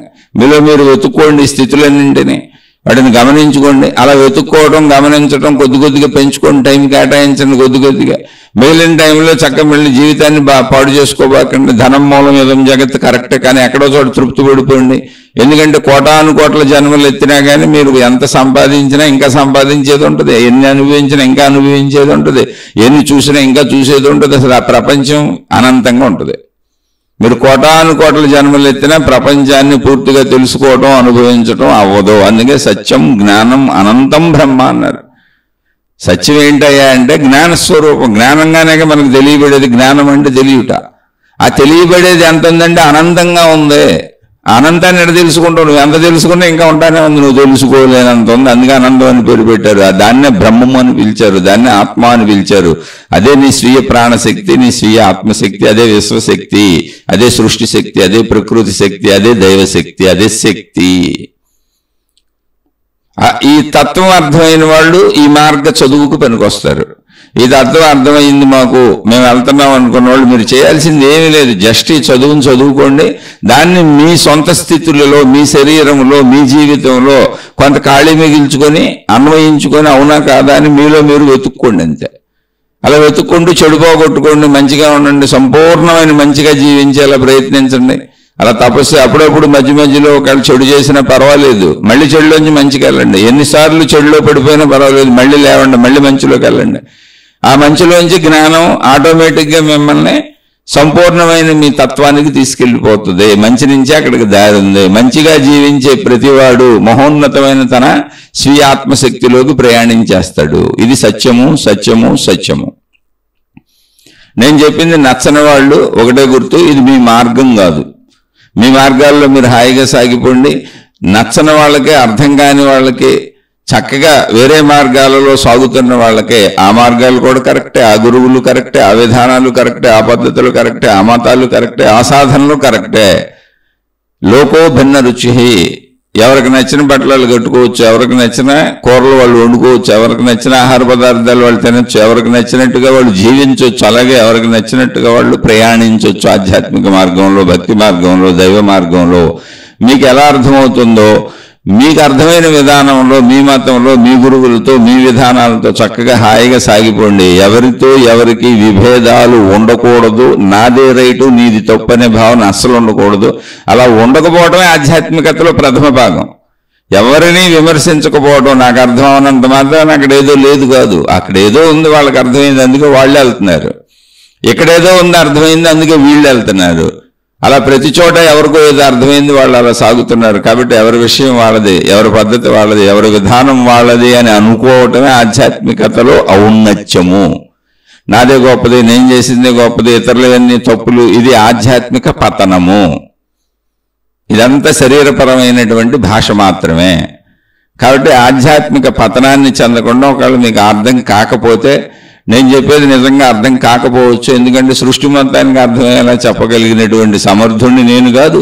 ఇంతకు ముందు వచ్చిన దైవావతారులు కానీ, మహాత్ములు కానీ, మహానుభావులు కానీ, ఏ మతస్థులైనా మొత్తం ప్రపంచం ఆమోదించేలా ఎవరూ చెప్పలేదు. చెప్పిన ఎవరిని మొత్తం ప్రపంచం ఏకతాటిన ఆమోదించలేదు. ఇది ఎప్పుడు ఇలాగే ఉంటుంది.